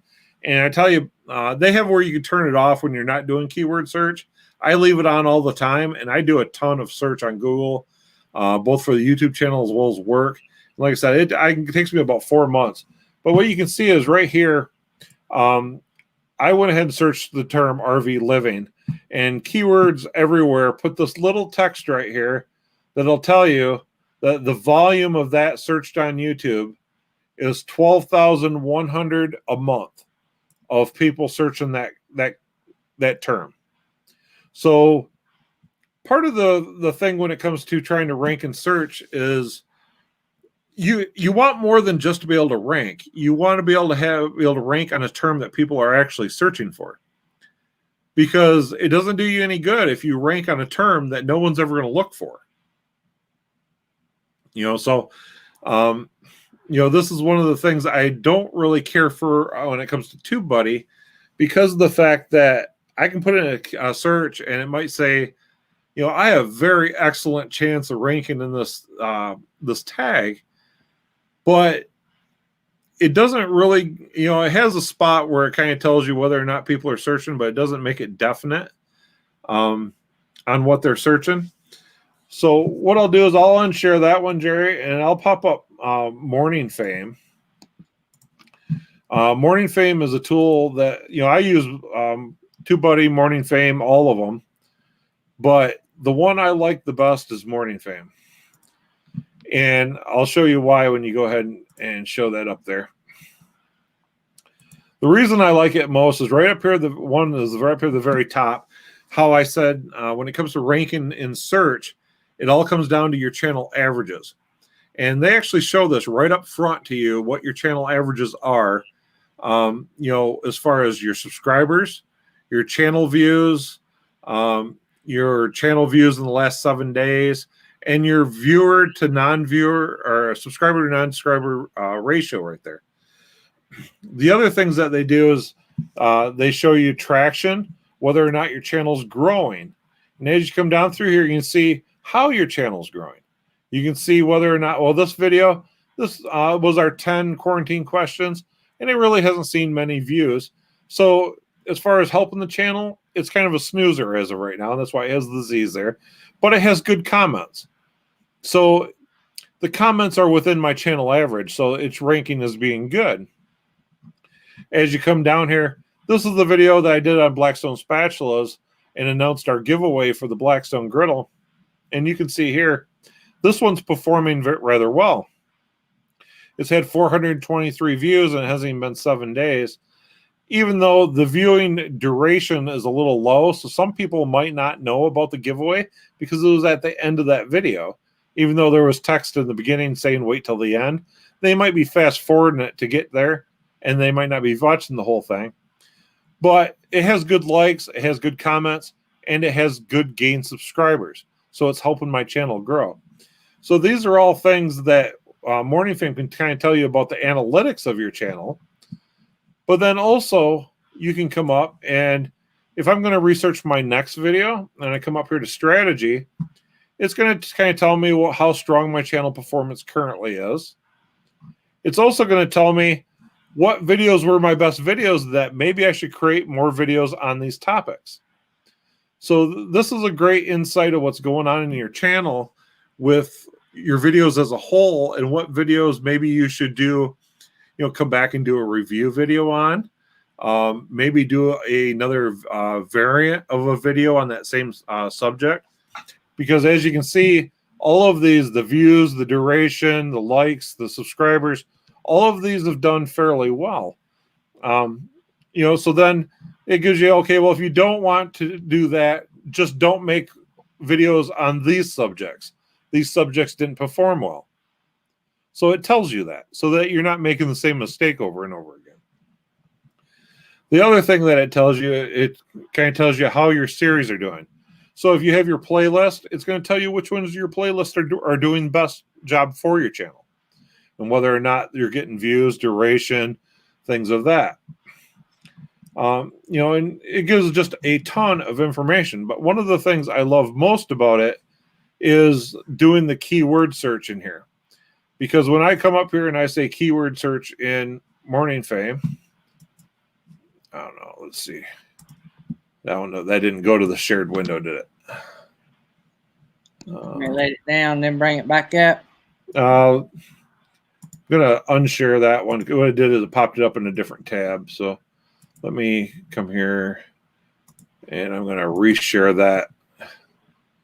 So you can see that. So this here is the keyword search tool in Morning Fame. So say if I wanted to do a video on RV black tank flush. The one thing you'll see here is that they have started to incorporate the pop-ups the same as what YouTube has. These are actual search terms that people are searching for on YouTube. So when you're searching a keyword, you start to type something, it's going to give you a list of things that are actually in here. So say I want to do RV black tank cleaning. It's going to go ahead and it's going to pop up here. And what you'll see is these ones that have a single check mark means that they're searching on YouTube.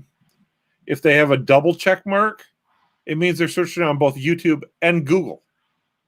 A lot of our views that are external come from Google. And this is why, because it matters of the type of keyword, whether or not it's going to rank on both search engines.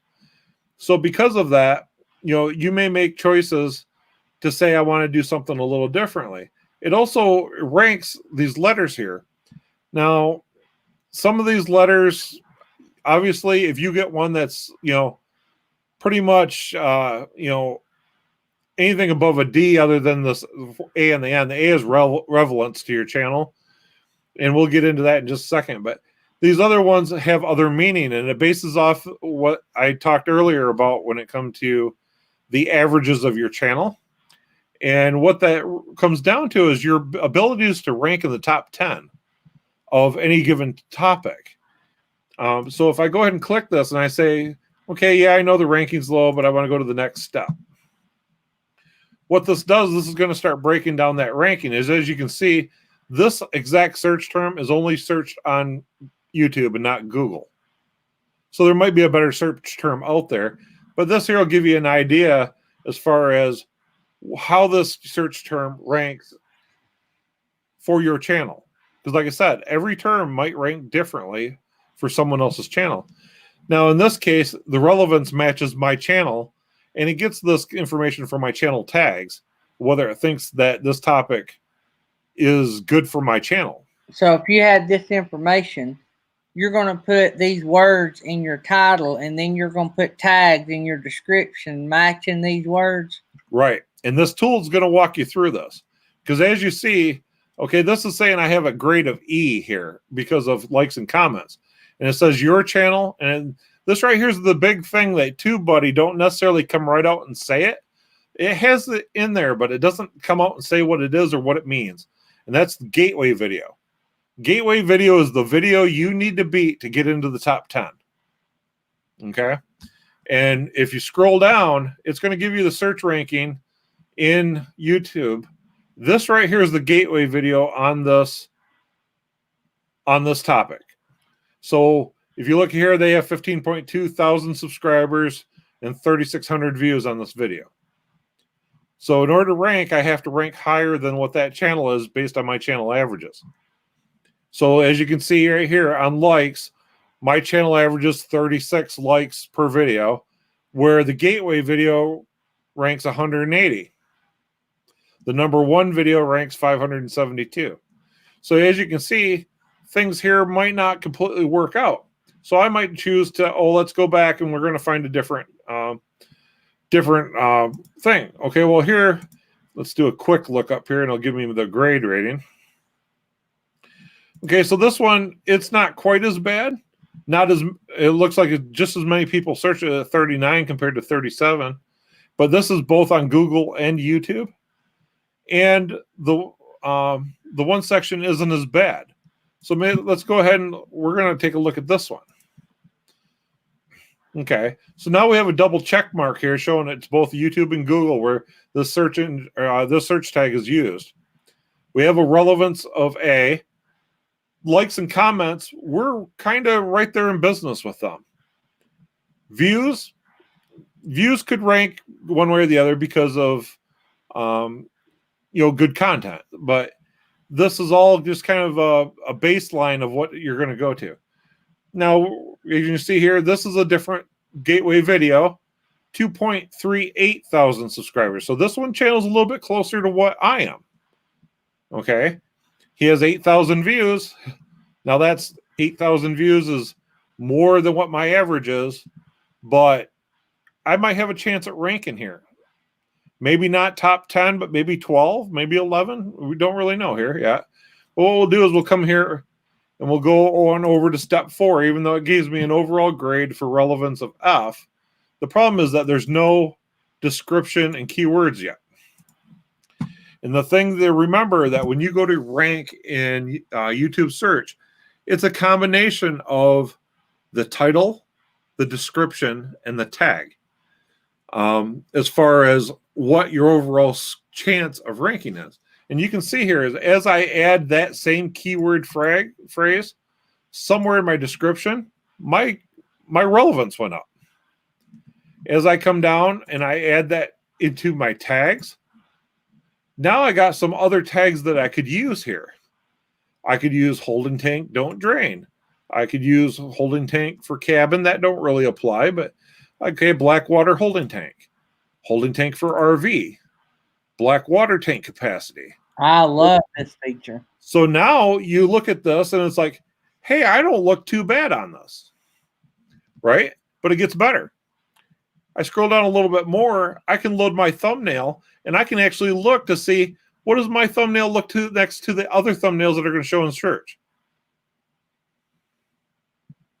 Looking pretty good, right? So then I can save these and I can come back to them later. So I can have some search terms down here of things that maybe put potential video topics down the road that I think my channel might be able to rank in. So this is one of the reasons I love Morning Fame. What does that cost? Right now, if you have a TubeBuddy, is it TubeBuddy? No, not TubeBuddy. No, they're not offering it. TubeBuddy has the discount for someone else, but Morning Fame cost me $15 a month for this, and I tell you, the information I get out of it. Every time I put out a new video, I get a 24-hour report in my email showing me how that video performed and how it performed compared to my other videos. Every Monday morning, I get a weekly report on my channel, whether or not my channel grew and by how much. So there's some really good information for $15 a month that you're not seeing in other keyword search tools. If you had to pick a program, a package, a website, or anything that you were going to spend money on, would this be the one thing that you would suggest above and beyond anything else? Yes. Had you rather have a free thumb building site and have this? That's what I guess the question. For trying to rank and search, for keyword search, I would suggest this above and beyond anything that's out there. Now, the one thing with Morning Fame is that it's invite only. Somebody who already subscribes has to invite you. Now, it's not hard typically to find an invite code. I know Brian G. Johnson.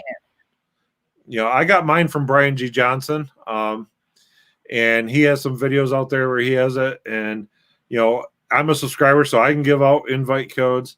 So that's never a big deal. If somebody wants an invite code, it actually gives you a 30-day free trial to try it out before you actually, purchase it. But I have really fell in love with this tool for ranking. And in doing that, let me just come back to, let's see, the tab I'm on right there. I've got a question for RV guy when you get a chance. I'm going to show you what you want to see on a ranked video. And don't get me wrong, I don't see this on all of them. When you first start getting promoted on YouTube, the first 24 hours are going to rank you higher than you should, because they want to see where you're at. And that starts to fall off over a 7-day period. And by the end of that 7 days, you're going to kind of know where you really stand. And you're probably going to start out with, if you have good keywords search and stuff on there, you might rank in, a handful of tags. And at the end of the week, more times than not, you're maybe going to rank in a couple tags. And you should always rank in the entire title, because believe it or not, you should put your entire title of your video in your tags, because you want to at least rank for something. So you should always use your channel name, should always use your title name in your tags to rank in at least those two. But when you find one that starts to become the holy grail of what you're doing here, let me come up here and I'm going to stop the. If you come down here to TubeBuddy, find the right tool. Oh, where's TubeBuddy? There he is. And you click this little thing that says load your rankings. Look at this. If you look at those ranked tags, that's what you want to see. And the reason you want to see that is this video right here, I get 35 views a day on. And I haven't pushed it anywhere since I released it. And right now it sits at just over 2,000 views. And every single day, 365 days a year, this video gets 30, 35 views every single day. And it's for nothing more than a storage box. And if you look and you come here and say, I'm interested in a MORryde,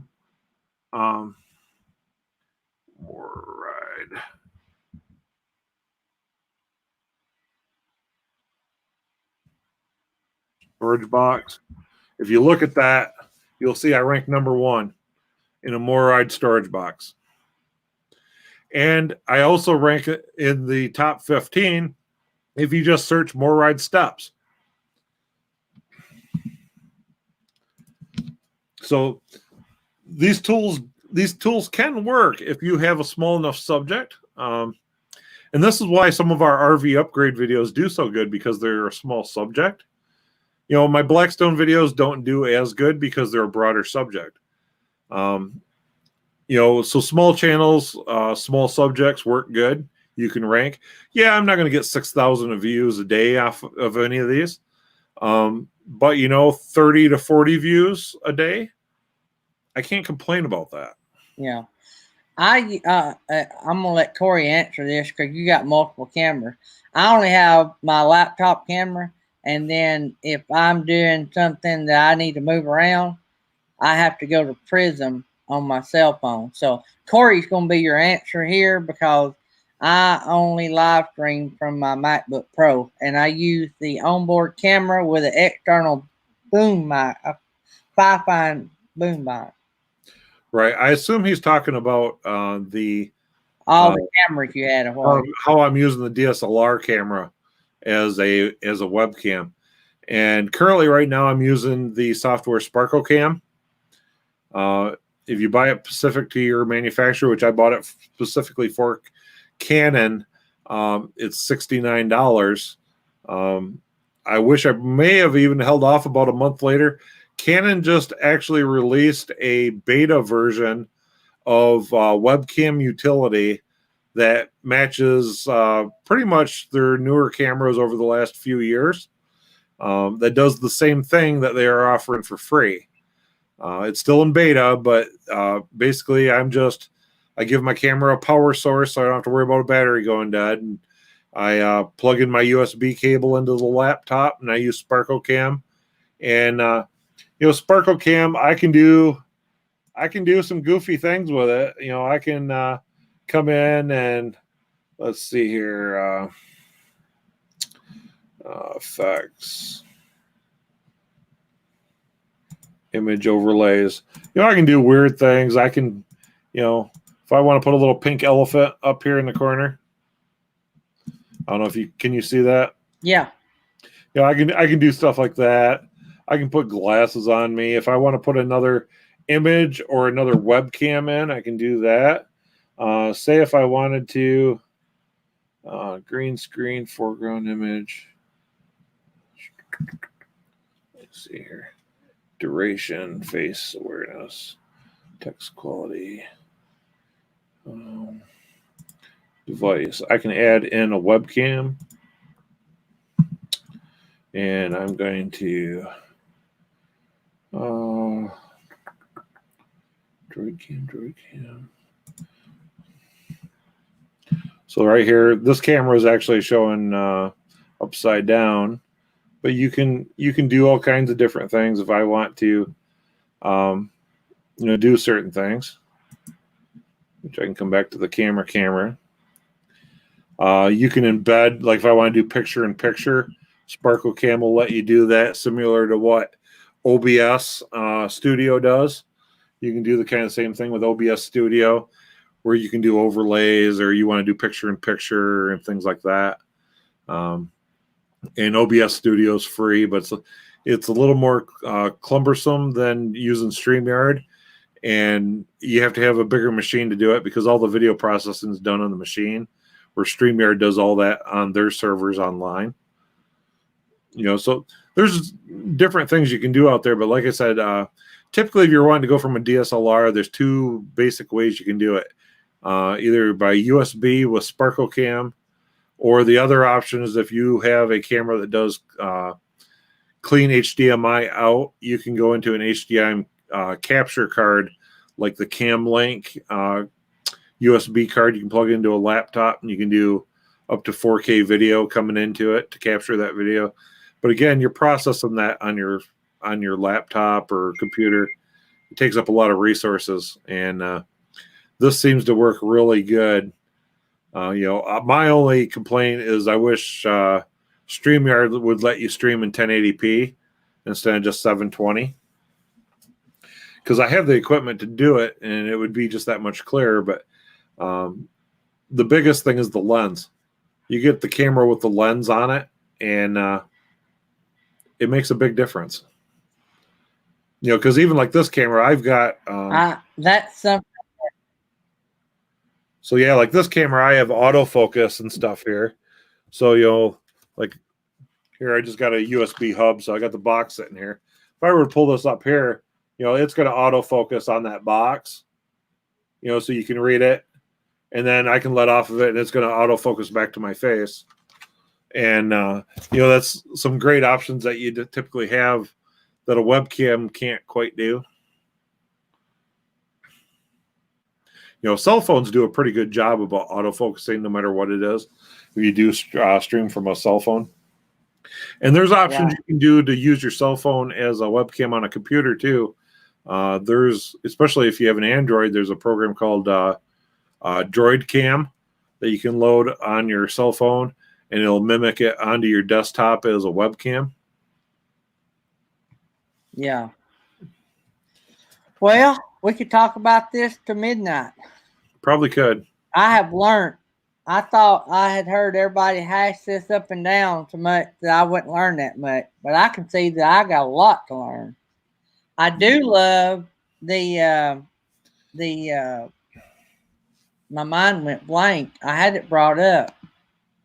I guess I X'd it off. But the page you were talking about that helped with the keywords. Yeah, Morning Fame. Morning Fame. I can see that being a big asset to the channel. Yeah, and again, if you go ahead and post that link in the chat again for the YouTube channel for the Tuber Guru. Like I said, I'm going to start doing some live streams over there like once a week, doing some channel reviews and things like that. And we'll go into a little more depth into tools that I can use for keyword search, because there's a number of free tools out there too. As you start digging in, you start using Google Trends, and there's a handful of other websites too that you can go out and search some keywords. And like I said, some of the biggest thing is just finding something that somebody is actually searching on. And sometimes you can get lucky even without a keyword search. If you're thinking about a keyword, think about what you would search for. Yeah.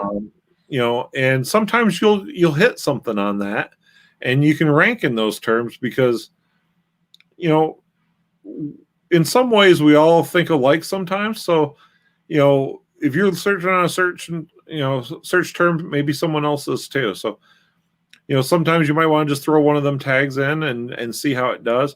You can always go back and tweak your tags. The one thing you don't want to do is you don't want to change your videos up too much at one time. If you're going to change change your thumbnail, wait 7 days, see how it does.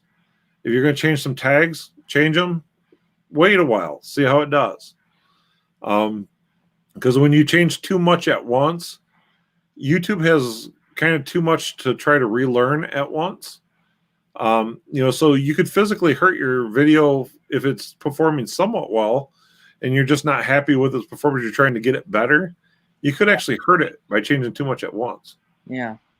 Well, Corey, I appreciate it. We could have a week-long discussion and still not touch the tip of the iceberg. Yeah, I think we could probably do a couple more of these somewhere. Yeah. I like what I've learned. The hashtags.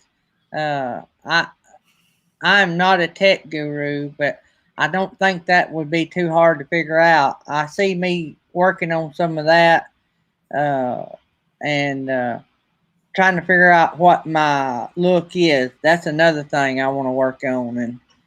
And I think I know what I want, but knowing what I want and putting it on the screen is two different things. And what it looks like on the screen is two different things.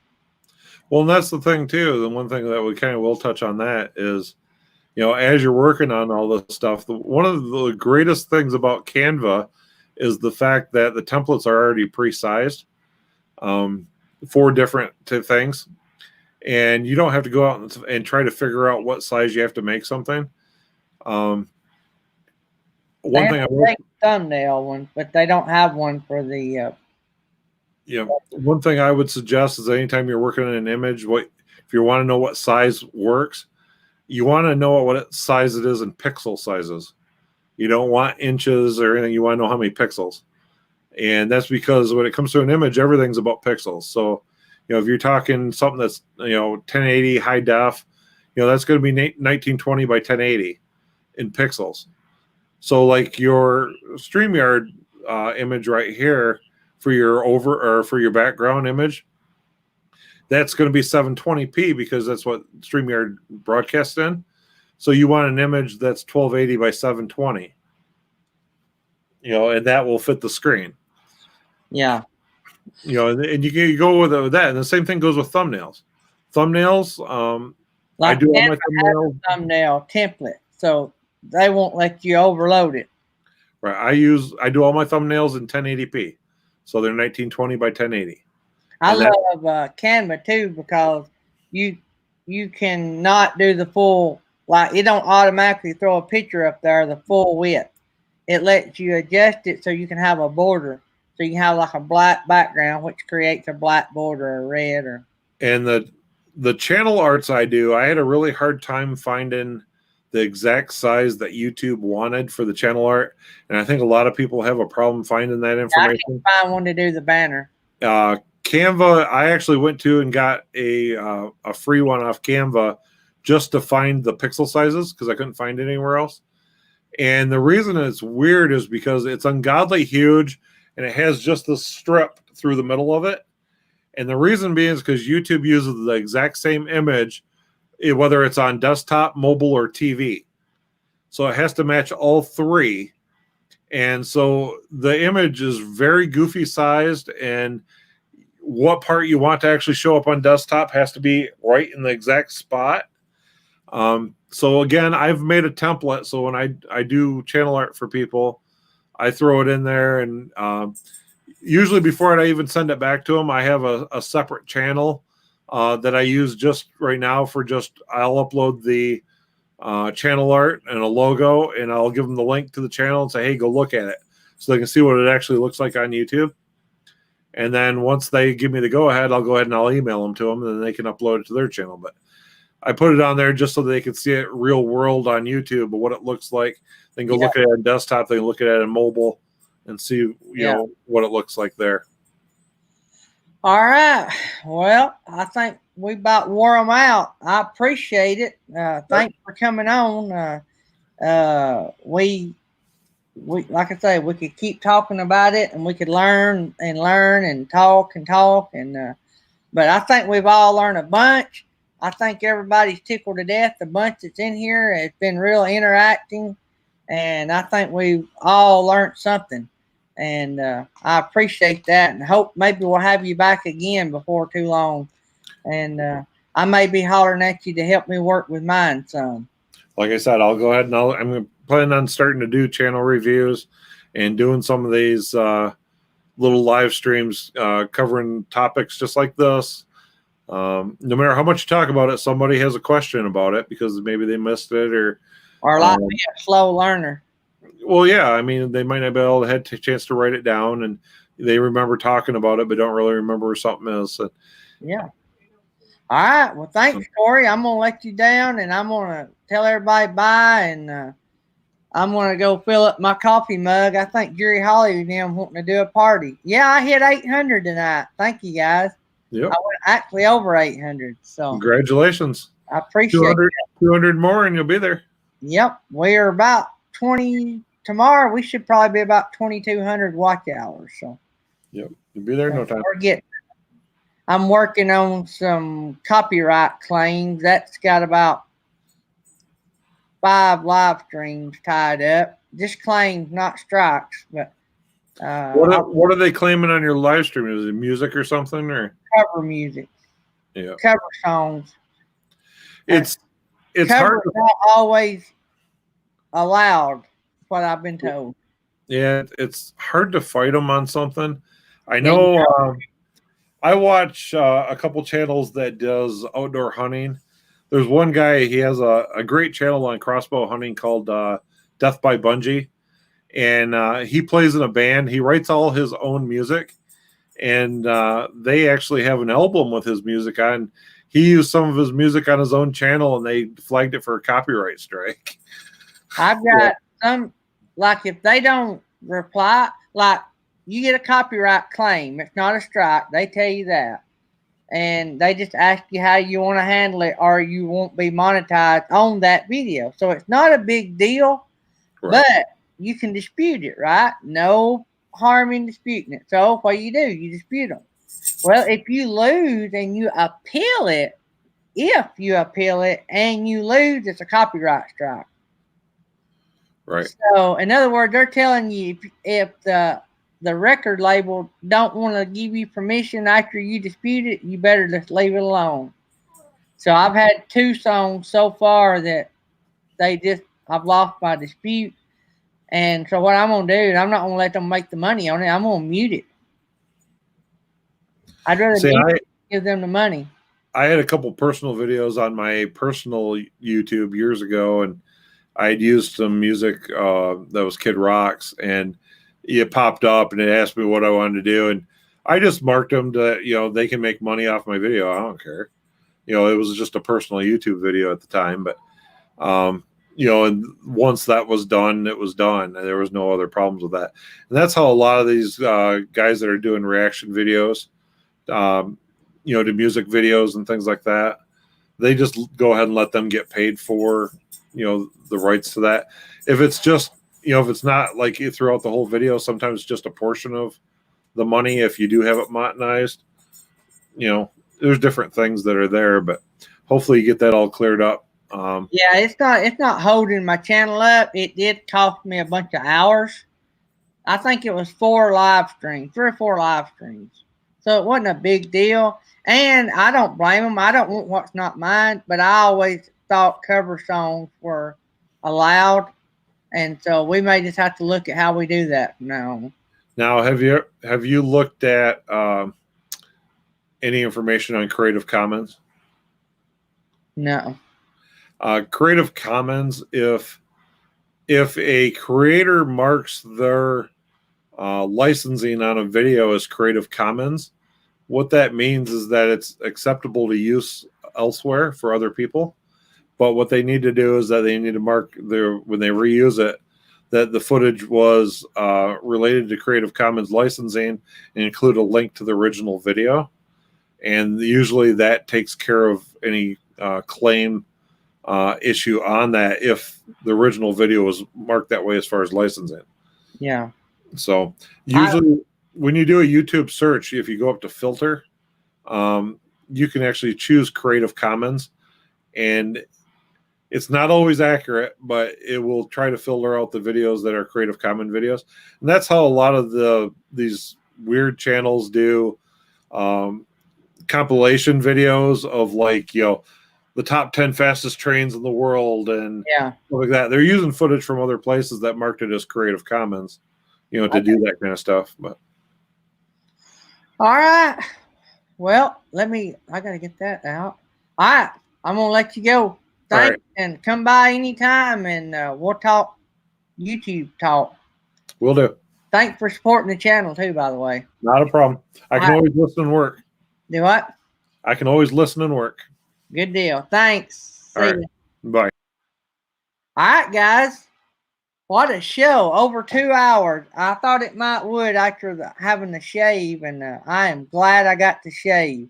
I'm glad I got to do that for Millie, and I hope we get it up over 2,000. That'll tickle me to death.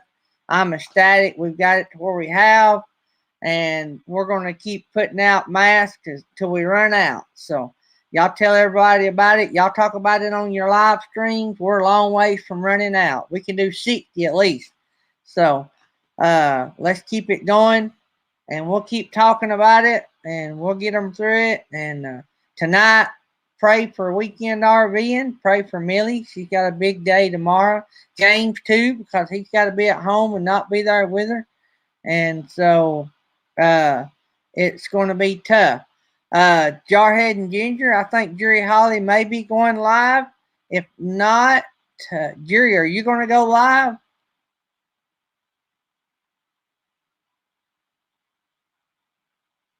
I look like Michael. Oh, no. Anyway, so if Jury's going to go live, we'll all run over there and see him for the late night show. I got to go find another cup of coffee and some porch skins. I got a story to tell y'all about porch skins. All right, guys. Jury, are you going to go live? In or out? Yes, no? Who's going to go live for the late night party? I need to tell Jarhead and Ginger before we leave.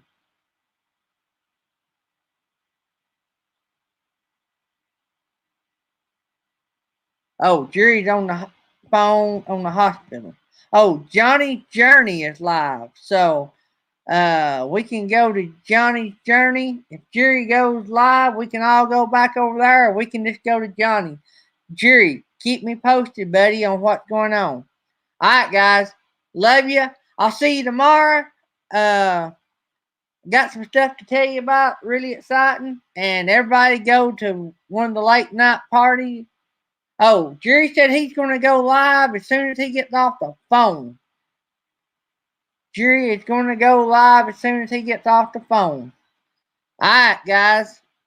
Love you guys. Thanks for being here. Thanks for everybody that supported. I'll see you in the morning. And I'll see some of y'all tonight at the party.